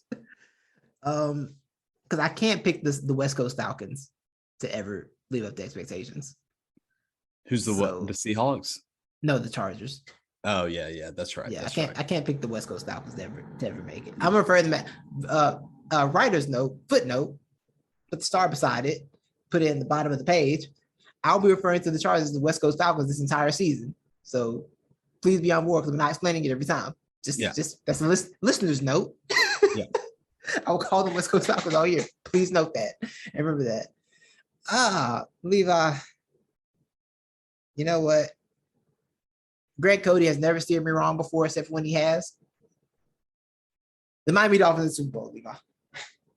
I don't hate it at all. I don't hate it at all. Miami Daniels Super Bowl year 1. Roll your Delta, pick up your Delta 8. Yes. R9, whichever one you prefer. Ricky Williams in the locker room, post-game celebration. Yes. Yes. Yeah. That'd be great. But you got a cigar, Ricky? It's not a cigar, my friend. It's not a cigar. And he's handing out tarot cards. Yeah. Yeah, he's like, I knew you were going to do it, man. You're a lunar. I knew it. I'm so glad they stopped doing that segment. Bro, it's not, I never watched it, but I think I listened to it the first time they did. I'm like, okay, yeah, I'm good. I'm good on this. Yeah. But I'm glad it stopped. So I'm gonna say Miami Dolphins, man. I'm just go crazy. Because I'm looking at I think the AFC West is gonna eat each other. It's too good of a conference. Yeah. My NFC pick, Levi. You know what? Because my pick my own team. I'm not giving that rat poison. I'm shifting the rat poison on to Kyle Shanahan. Kyle Shanahan gets to make the second Super Bowl this year. With the 49ers? Yes. Who's going to be QB? Trey. It'll be Trey. Trey will get him there. Trey? Yeah, Trey can get him there. I've heard speculations that Trey Lance might not be that good. I mean, he's not even the captain. He didn't even get team captain. No, he didn't. No. I think it is kind of weird that San Francisco is holding on to Jimmy G too. But that, like we said, that might just be a bro thing. Yeah. Yeah. I feel like they couldn't find it. I feel like Jimmy was on some, look, man, I like living here. Just don't just send me anywhere. Yeah. I feel like they might be doing right by him. He's like, doing right by him. Hey, Kyle, man. Do you really think this face and body should be wasted on a Minnesota cold? Like I need to be out here thriving in the sun. Let me pause the record so I can say this. Yeah, that's for sure what happened. Yeah, and Kyle's like, you know what? I get it, bro. Yeah, I get it. You know how much money I'm gonna be saving by not flying them out there and then keeping them here. Straight up, but I think 49ers get that, man. I think they got the defense still. I think the offense will be fine this year. I mean, they were close last year. Like they were on the edge of it last year, you know. They actually were beating the 49ers in that game, remember? I mean, the Rams. They're beating the Rams in that game. They kind of lost late, but I think they get there. I don't think the Rams get back. I think Matthew Stafford's shoulder is a bigger concern than they're making it out to be. Mm-hmm. And I'm not sure if he gets through the season clean. Yeah. That's a very fair assessment. And I've kind of had the same feeling too. Yeah. And because like the way they're talking about it, I can see it being a baseball thing. And Stafford has a pitcher's delivery on his shoulder. So it could be like a UCL type rare football injury for a quarterback. So he might need Tommy John surgery. Yeah, he very well might need Tommy John. And I feel like that's not, I can't see him get through 17 games clean with that. I can't see for it. Sure. So yeah, I gotta go. I'm gonna go 49ers, man. I am. I kind of want to just say it'll be the Dallas Cowboys. As long as that rapport is not the Eagles, I'm good. Yeah, I don't think like the Cowboys. I ain't gonna lie. I feel like the Cowboys being undersold this year, but I feel like that last year too, and they end up not being that good. But I don't know. They always shoot themselves in the foot. They do. I don't hate that roster, bro. I just yeah, but it's also Mike McCarthy. That's a great point. Yeah, and he is Bro, that roster was good with Jason Garrett, but it was Jason Garrett. Like, I mean, it was. It's been like Jerry Jones has actually put together a good team. They've drafted amazingly. Like, I cannot hate on. They've done some incredible stuff in the draft. They really have. It's a shame with football because the way the salary cap is set up, you can't keep all your guys. Yeah, you get punished for drafting well. It's about to happen with the Warriors. The Warriors about to get punished for drafting well. You know, you got Jordan Poole, you got these young guys. And you had to pay for it or let somebody go, you know. But no, they drafted incredibly. It's just like every year it feels like they should be able to do it. Yeah. It's like, will they? Is the question. No, I'm with you on that. Know. Yeah. And the Mike McCarthy thing is a big deal because Lord knows he is terrible. Yeah. You know what? What's up? I'm gonna go with the man who's seeking vengeance. A man who recently went on the Joe Rogan podcast and said, people out here tarnishing my name, Joe. He said they had no right to tarnish my name, Joe. And so he's coming in fully immunized and motivated to win a Super Bowl. And with knowledge of self. Do I? And a deep knowledge of self. Yes. Sipping from the ayahuasca plant. And Aaron Rodgers has found his inner peace, which means he will find his way once again into the Super Bowl. So Green Bay out of the NFC. Okay. She'll be throwing it to Valdez-Scantling the and Robert Tonyan. The Kyrie Irving of football. Yes. Yeah. At least he shows up on game days though most of the time. I actually called him the CM Punk of football the other day. But I don't think you know who CM Punk is. I know who CM Punk is, but I don't know what the comparison or connection. CM Punk, I'm gonna just give you this brief history because I don't watch wrestling like that, but I follow when drama happens. So CM Punk on Sunday after the pay-per-view basically cut a promo, not even a promo, it was a shoot. A shoot is when it's real life. You're doing it in real life. So he had a press conference, a media scrum, and he just dissed everybody who he didn't like. Like for 20 minutes, he was just talking. Really? He was just down talking to everybody for 20 minutes in front of Tony Khan. That's Tony awesome. Tony Khan sitting right there, like. I did hear about that. Yeah. Yeah. And it led to a real life fight in the locker room. It did. Like people about to get fired and suspended based off that fight. Yeah. Wow. Yeah, it's bad. It's real energy behind that. CM Punk coming in with a torch, coming with a flamethrower. Yes. He's like, I'm burning it all down. So I saw that and I'm like, yo. I was doing something that said Aaron Rodgers is the CM Punk because he gets press time. You know what's going to happen. You know what he's going to say in the press conference. Aaron Rodgers and CM Punk are the same. It's going to be It's going to be anything can happen at the press conference with those two. So yeah, CM Punk of football because he shows up to work and that matters. Yeah. So yeah, CM Punk. Also side note, and this is not to get into the discussion. I'm just asking you because I kind of remember but don't remember. So I'm gonna see if you recollect. But have you heard or do you remember why he didn't get the vaccine? I forgot what he said. He said he wanted to do it. He wanted to find some natural stuff, right? Well, yeah, that was part of it. Yeah. I don't remember. Oh, apparently, and I went back and I was like, was this even talked about? Because I really don't remember people talking about it when it came out. But I did go back and I saw there are articles from around that time last year when it was announced. But actually, the main reason why he didn't get the vax because in one of there were a number of people who couldn't get it and were recommended by doctors not to get it because there is an ingredient in there that he's allergic to, and it can cause practically like a heart attack. Some cardio something. But yeah. but I don't even remember like people talking about that. So I was just curious. Yeah, and I didn't, and it's kind of his fault because his speech afterwards was just so insane. What the immunized? His Pat McAfee episode after. Oh, I don't think I ever just, watched that. I didn't watch it fully. I just saw the clips, and when you brought up MLK, I was like, okay. Yeah. Bro. All right, bro. So I kind of heard you until. Yeah, you went there. It's like, okay. Yeah. Okay, Aaron. I hate how that because everything's become so polarized today. Like everything's like Hitler or MLK. Like that's pretty much where we've gotten to now. Yes. Yeah. You are one or the other. Yeah, and exactly. None of you are neither. Yeah. Thankfully, none of you are one of them. And none of you are good enough to be the other one, just respectfully. Yeah. Exactly. None of you. Like, please no. Please stop immediately. But yes. Yeah, I'm not gonna be surprised if Packers make it, man. I wouldn't be, because they've been close enough to get there. As long as they play the 49ers, maybe they got a shot, right? Yeah, that's true. They get to avoid San Francisco, they're good. Yeah. They got to see San Francisco, it's gonna be dark. But Lord knows, Aaron can't do nothing with them. Mm-mm.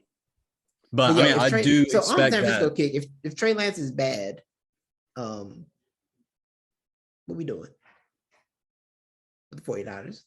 If Trey Lance is bad. That's a fireable offense, right? If Trey Lance is bad? Yeah, like John Lynch can get fired behind that, right? He's been our number one pick on a quarterback that we can't, and we alien our other one, we can't even play him. Maybe. I don't know. But at bare minimum, it's a hot seat offense. It's a hot seatable offense. Yeah, that's true. That's it's true. a hot seatable offense. We'll give that much. Yeah. Yeah. Do you have any look for the Broncos? How do you think they're going to be this year? Bruh. A lot of people are high on the Broncos, and I don't know if I'm necessarily buying yet, dude. I'm not buying yet. I'm not there with them. I'm mad to see them because Russell was falling off the last couple of years. So I'm mad to see it in action. Russell has tunnel vision. Yes, he does. Yeah. He does. So, so everybody's like, oh, I'm getting Judy or Cortland Sutton. They're going to be great pickups, like talking about fantasy wise. A lot of fantasy experts are saying that too. And it's like, no, because I mean, if that Sunday Russell decides to lock in on him, but he's literally just going to pick one guy and give it to him every time. I think I'm going to stick on my Raiders pick, bro. I like it. It's random enough that it might work, bro. And two, dude, I mean, they pulled off a pretty good season last year. Through all the turmoil that went on, they were able to prevail. So I'm just picking, the two entities, or the one team that went through a lot, and the other man that went through a lot. They're just coming back angry for 2022, and they got some things to prove. Right? Yeah. It'd be a wild comeback. I feel like they made Super Bowl John Gruden's lawsuit's gonna get even crazy. Do what? I feel like they made Super Bowl John Gruden's gonna add an extra lawsuit somehow. Yeah. I got another suit for you, man. Yeah. What? You got another one, man. That's it, pal. So you just made me sad, bro. Now I miss John Gruden, like, just talking, bro. And people don't even do John Gruden impressions anymore. I'm like, come on, man. Somebody at least do a John Gruden impression. He ruined his whole beautiful, like, meme legacy. Yes. He did do it because he sent the emails like, he got scapegoated a little bit. No, he did get scapegoated. Because I mean, it was one email. Has total merit. His lawsuit has total merit. His lawsuit has complete merit. It does. Because where everybody else emails at. Because I want to know what everybody thinks. I want to know what everybody else thinks. Yeah. Because, I mean, if it was like a whole bunch of emails, then I get it. But really, all I've heard, and I haven't read into it, but I've just heard about like one or two specific emails. I'm like, okay, yeah, they're going after him on one or two, when I'm sure these guys got way more like piles of stuff. Like, they're all trash. The fact that they felt the need to redact the rest of it tells me they're all terrible. Yeah. That's what it tells me. They just chose to get John Gruden because they thought it was a big enough name. But I feel like the NFL has this thing where they think we're still stupid. They think we're still stupid, and we're not. Mm-hmm. It's like 7 years ago, this might have worked. And I was like, well, what the rest of y'all saying? Yeah. And like, huh? Oh, yeah. Oh, y'all do care. Y'all do want to know that. And maybe it's probably not even a too stupid thing either. It's a too distracted because they literally can just throw out some other things too that will completely get caught up on. Yeah. Right. Yeah. But I tell you what, man. He gonna win that lawsuit though. John gonna win that lawsuit. Oh yeah, he is. He's gonna win for sure. Yeah. For sure, it's gonna get nasty. But nah, coach of the year. Coach of the year. I saw that Levi. I hate to beat this guy. And I really, from the bottom of my heart, I hate to beat this guy. This Lions Dan Campbell hype, it's a terrible mistake. Have you even watched Hard Knocks yet, bro? I haven't. It's the Hard Knocks bomb. I know. You know why I know? Because Hard Knocks made me believe Bill O'Brien was a good coach. I thought Bill O'Brien was good. The only coach I didn't believe in for Hard Knocks was Mike Smith. I didn't buy. Bro, Mike Smith never even looked like a football coach, bro. Like you got to at least look the part, and he did not. No, he doesn't though, does he? He looked like he should have been selling used cars somewhere, bro. Mike Smith should have been the AD. Yeah, for sure. He looks like he doesn't even look like a good AD. He looks like the disgraced AD who had a bunch of allegations. Oh, no, he's a Big 12 AD for sure. Yeah. Like he's for sure a Big 12 AD. He's the Baylor AD. Yeah. He's that. Yeah, no, he's that for sure. Yeah. But nah, like, it's all because I didn't believe in Hard Knocks. But now I'm like, yo, y'all gonna put the side space, they're gonna be terrible again. And then y'all gonna be sad, and we're all gonna be sad together. Yeah. So I can't do that. I saw it was favorite coach of the year, and I can't buy into it. But see, I am going for coach of the year. I believe the winner will be, if the Raiders are a Super Bowl level team, it's gonna be, who's the Raiders coach? What's his name? I don't even remember, bro. It's gonna be that guy. Yeah. The Raiders guy. It's not Eberfluss. It's not. What is it? Oh, bro. It's Josh McDaniels, bro. Oh my God, you're right. Yeah. Dude, we keep forgetting it's Josh McDaniels. I forgot he took a job. Bro, I really am here now for this. I'm loving my Raiders pick even more now. Yeah. Josh McDaniels coach of the year. Yeah. Josh Mack. Yeah. It's coach of the year, man. It's coach of the year. Yeah, I'm going with him as well. I'm going with Josh Mack. If the Raiders are like kind of if there are small little murmurs about the potential of the Raiders were looking into Josh Jacobs, then I know they definitely have a whole lot of confidence in their offense right now. If they're considering, they're like, hey, you know what, can we get out Josh Jacobs? We're not going to need him that much. We got, that's a fact. Yeah, that's a fact. So, that's a fact. That is a fact. Yeah, I'm actually going to go with your guy. I'm gonna say Nick Sirianni. Man, Nick. I'm gonna say Nick. That's that rat poison. You feed my coach that rat poison. Yeah, y'all are gonna make a run. Y'all will get to the playoffs and win the division. I'm good with that. Yeah, and so I would be happy with that. Yeah, I would legitimately be happy with us making the playoffs and getting a playoff win out of it this year, and not getting totally embarrassed like last year. Like a real playoff win. Last year was an embarrassment. That was just nasty, disgusting work. I don't want that. I don't want that again. So yeah, us making playoffs, actually getting a win. I'm here for it. All right, rookie of the year, Roy. Yo, this is a great conversation because I was on the Reddit NFL page today, right? Our NFL. It was a post up there, Levi. Someone asked the question, is Trayvon Walker the least talked about #1 pick ever? And I myself was like, who's Trayvon Walker again? And the comments were like, I completely forgot he was in the NFL. It ran there, and so I completely forgot he was in the NFL too. I forgot he got drafted by the Jaguars. I thought Aiden Hudson was #1 pick. Because I thought, if you just asked me #1 pick was this year, I wouldn't be able to name it. I wouldn't figure out who it was. I'm like, the dude, one of them defensive dudes. I probably would have said Thibodeau on accident, and I know it wasn't Thibodeau. I remember where Thibodeau went at this point. Where'd he go? Is he a Falcon? Is he a Falcon? Thibodeau? I don't know. No, Thibodeau's not a Falcon. Thibodeau went to, where did Kayvon Thibodeau go? Giants. Oh, that's right. That's right. He's a Giant. That's right. You are so right. I just want to make it known because I don't think I've made it known with you yet. But me and Kayvon Thibodeau, beef, bro. He out there. He disrespected Alabama out there on national television during the national championship game. That man was trying to sell us on why he made a great decision on going to Oregon while actively not playing in the national championship game that he easily could have been in if he would have just went to one of the other two teams in his, top 5 list. But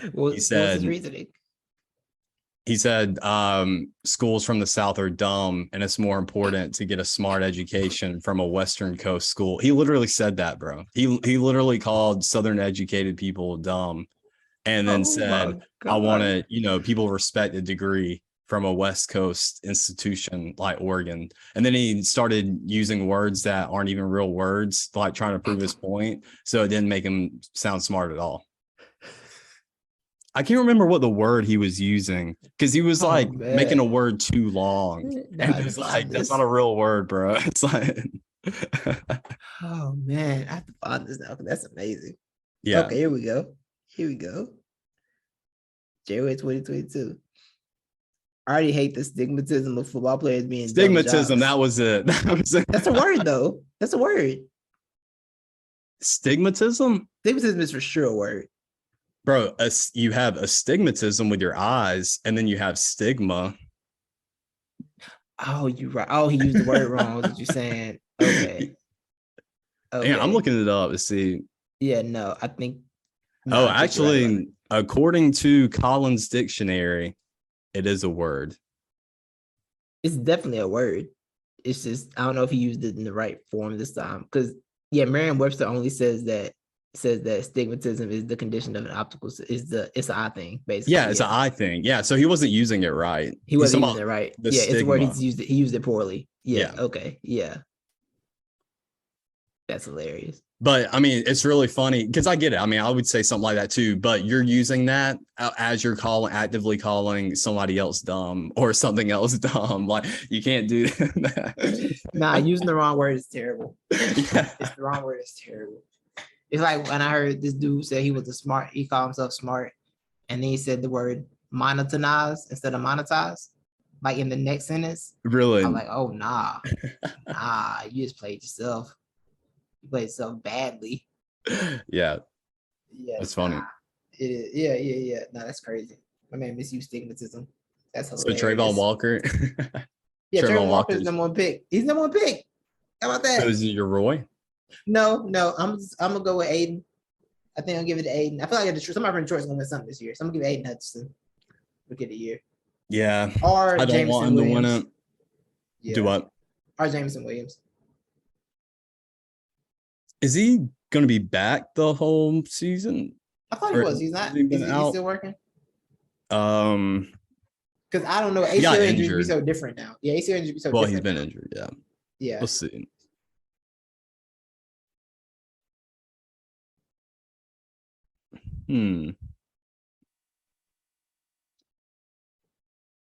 He's not coming back right away.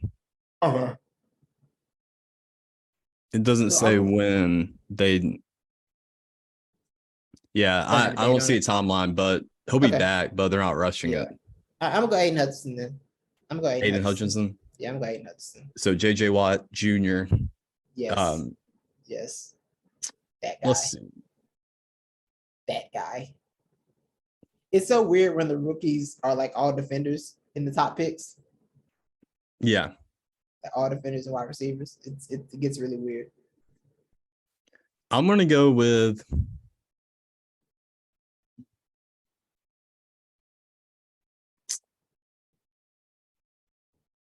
I don't know, man. I'm going to go with.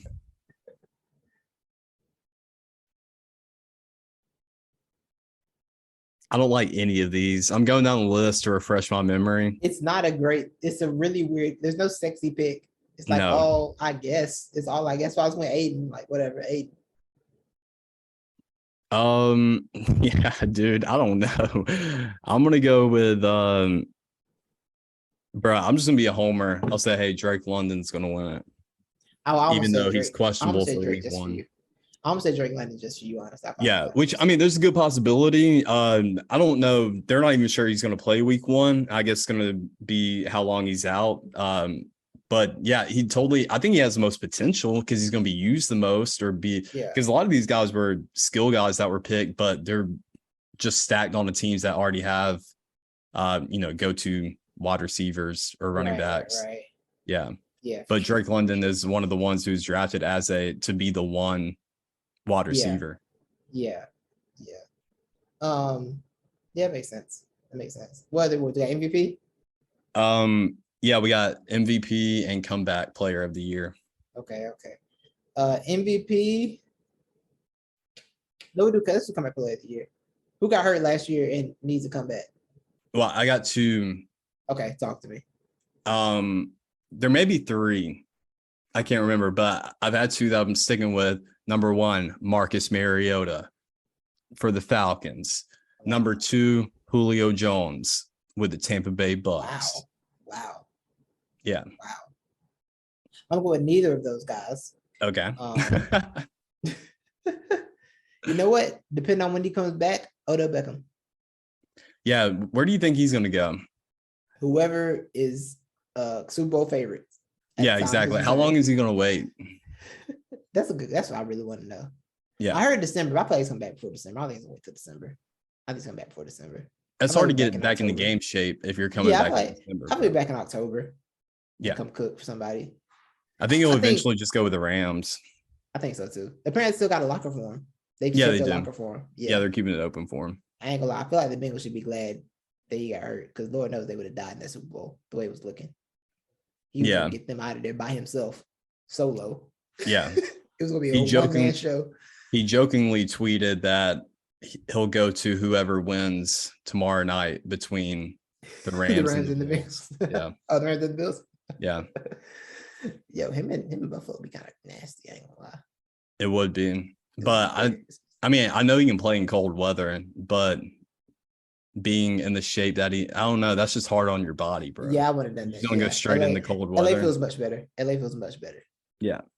I've had the Bills in their new stadium. They're trying to build a dome, right? I saw they were. They're trying to build a retractable roof or something. I thought. Yeah, I think they're gonna add something to it. I don't know. I don't like it though. I don't like it, but I understand it.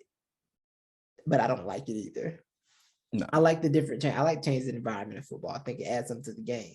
Football weather, bro. That's the one unique thing about the sport. Right. Because I mean, NBA or basketball, that's indoors. Baseball, if it's raining or anything like that, you cannot play that sport. So you got football, bro.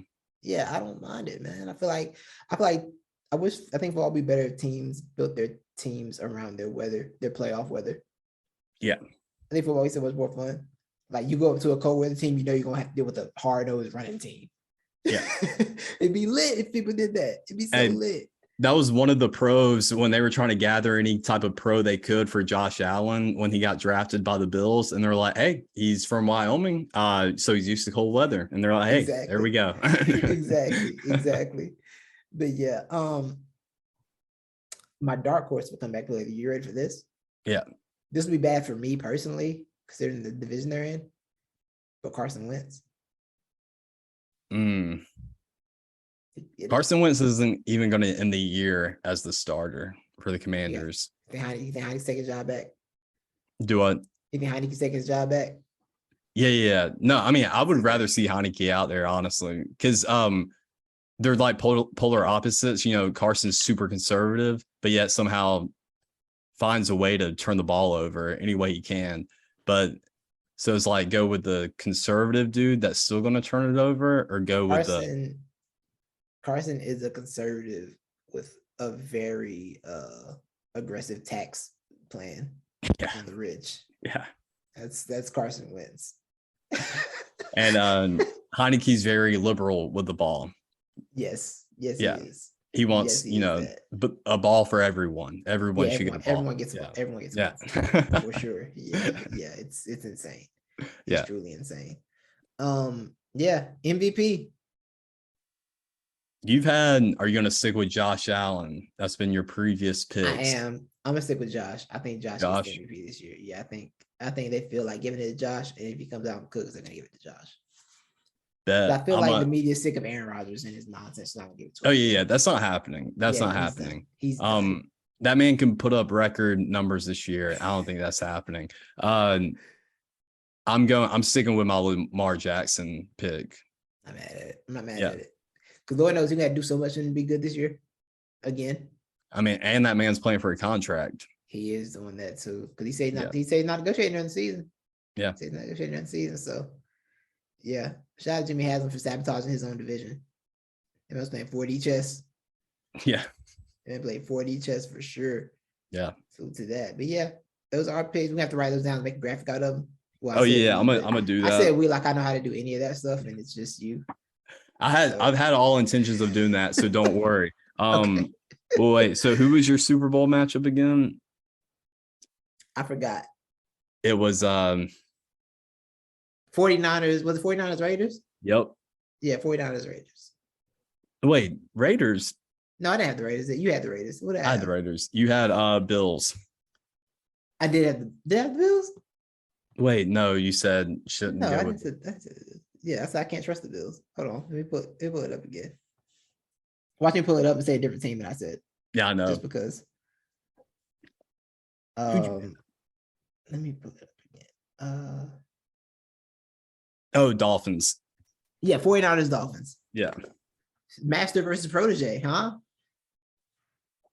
Yeah, it is. It is. And then that's when we'll really know who doesn't know how to close the game. Was it Mike McDaniel or was it Kyle Shanahan? We will really learn the lesson right there. Yeah. Call it the closer. They ones in the fourth quarter terrified, both of them. Yeah. Who's your coach of the year? My coach of the year was McDaniels, yes. Josh McDaniels? Yeah. Dang, that's a really good pick. I like that. Yeah. I mean, you got inspired by your Super Bowl pick. So yeah. And then mine is Sirianni. Yeah. Good old Nick. I can't wait for more press conference quotes from Nick this year. Yeah. Rookie Aiden. Yeah, Aiden White, the second junior. And then come back OBJ. Yes. And OBJ, but don't be surprised if Carson wins. It's a don't be surprised on Carson. Yes, don't be surprised on Carson. That's what it is. I'm gonna put that in the graphic, but don't be surprised. Yes. It's a real Stugatian move from me. Bet. Yeah, graphic. Do you want to end with a prediction for tomorrow night? Yeah, tomorrow night I think the Rams squeak it out in their home opener. Ooh. Because it's a Super Bowl push. Aaron Donald's gonna have a big play at some point. I got the Rams winning it 27-23. 27-23. 27-23. I think that's so I'm looking at lines right here. Hmm? I think that's pretty low scoring. Oh, they got it being higher? Let's see. The under over is 53. What'd you say? 27-23. Yeah, so that's 50 points. I'm saying smash that over. Oh, smash that over. Oh. Smash that over. I think it's gonna be high scoring. I'm gonna go with the Bills. Okay. I like it. it. I'm not mad at it. I think it's gonna be a good game either way. We have a very good game. I think so too. That's an exciting opener, man. I'm lit for that opener. I'm here for that. It is great. That gets the blood pumping. Do you have any thoughts on why Aaron Donald shouldn't even be playing in that game tomorrow? Yo, I still haven't seen the video of what he did. From what I've heard, it sounds like he shouldn't be playing right now. Oh yeah. I mean that man, I'm still confused. How do you end up with two helmets, bro? Like, I mean, ending up with one helmet is one thing, but my man's had two Bengals helmets. Yo, I read he did some weird apology, and he said I don't want to talk about that. I'm sorry about what happened or whatever. That's awesome. He's a legitimate crazy person. Oh, he has some anger issues, bro. Have you He seen those does. memes going around? It's like, I can't believe Aaron Donald would do this. And then it's just pictures of him choking somebody out from a different team. He loves choking offensive linemen that he can't beat. Yeah. Like if he can't get around him, he's gonna choke him. He Dang. is. It's what he's gonna do. Yeah. He's a psycho. He's a psycho. One way or another. That's right. That's right. Nah, Aaron is crazy. Yeah. So no, yeah, but that's just like, that really is like, I mean, I'm not one. Here is the quote. Here's the quote. Sorry. My main focus is Buffalo right now. Aaron Donald said was speaking to the media for the first time since the fight during joint practices. I'm happy nobody got hurt in the practice and whatever. My main focus is Thursday night against Buffalo. Wow. I'm happy no one That's got hurt in the legendary. fight. And whatever. Yeah, that's legendary. He's insane. It He's is really just insane. like, it is a bad precedent though, because that is super dangerous. Like those Right. helmets are not light. Yeah. So, And then is, if he did that in actual game setting, he would have been gone for at least 6. oh yeah. Yeah. So like you gotta do something. It's because practice. I feel like you gotta do something. I don't know if it's because they're scared to open the Pandora's box and punch the players for practices. Yeah. Maybe. But like, bruh, that's that. I feel like that's an exception to the rule, right? What Like, if the Rams are just so precedent. scared of? What if they're so scared of Aaron that they don't want to punish him? Oh no, I mean, the NFL. Oh yeah, the Rams aren't gonna do anything. What's Sean McVay gonna do? Sean McVay is 5'3". He saw that, but like Aaron will just do this. You said what? Exactly. Said what? Exactly. Like, nah. I feel like they're not always like, how's much we just give him? Nah, he gonna work for all of these checks. Mm-hmm. Work every one of these checks. Absolutely not. But did that move not strike you as somebody that should have retired and was fed up with work? Yeah. He's like, I shouldn't even be here. That's what that was. That was bro. Yeah, be out here for all this hot sun. I'm supposed to be gone. That's definitely what happened. Aaron's definitely thinking, dang, I should be doing what OBJ's doing right now and just wait it out. No rush to come back. Just pick a team. Straight up, though. Straight up. That's what he's supposed to be doing. Yeah. That's exactly what he's supposed to be doing. I thought this was a good podcast, Levi.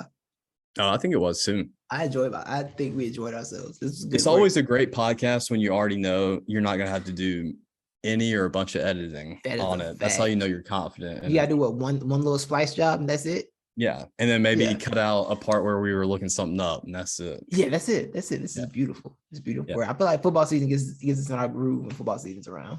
Oh, it really does. Like we really get our groove going, man. So football's the lifeblood of this podcast. It really is. Because we don't be motivated during the summer. I ain't gonna lie, we really don't. Once basketball season ends, we be like, some hot baseball stuff will happen, and I'll be like, "Oh, I really want to talk about this," and then give it 2-3 days, and I'm like, "I'm off it. We don't have to talk about it." Spencer Strider, lucky he got that shout out from me earlier today. Hey, he made it though. He made it. He made it. Shout out Shohei Ohtani, by the way, who's apparently just doing magical things for nothing. Yeah, for absolutely nothing. Him and Mike Trout both have 30 home runs this year. Is that right? Do what? Him and Mike Trout both have 30 home runs this year. Is that right? Oh, something like that. 30? Aaron Judge. Just for that team to be awful. Yeah, for that team. Yeah. And the Yankees are the Yankees still awful? Because I heard they were good, and then last time I checked, they weren't good anymore. I think they're kind of back on track. They're just not as they had such a dominant first half of the season. It was one of those things like they're not going to be able to. They can't keep up that pace. Okay, that makes sense. But you see Braves back in first place. I did see that. No more Mets. Yeah. Mets are in the rearview mirror. Mets went down, and Max Scherzer went down. I saw today. I saw Max went down. Yeah, I just learned. I don't even know the details of that. I just kind of learned about it. Yeah, that sucks for them. Sucks for the Mets, but yeah. Oh well. Mets gonna Met. I feel you though. Right. Yeah, that's why I haven't been worried about them at all this season. I was like, it's whatever, dude. I was like, we don't get hot till later on, anyways. We're fine. Right. So yeah, thank y'all for listening, man. Subscribe to the podcast on all podcast feeds. Not the experts. I'm Titus. That's Levi. We are out. Peace.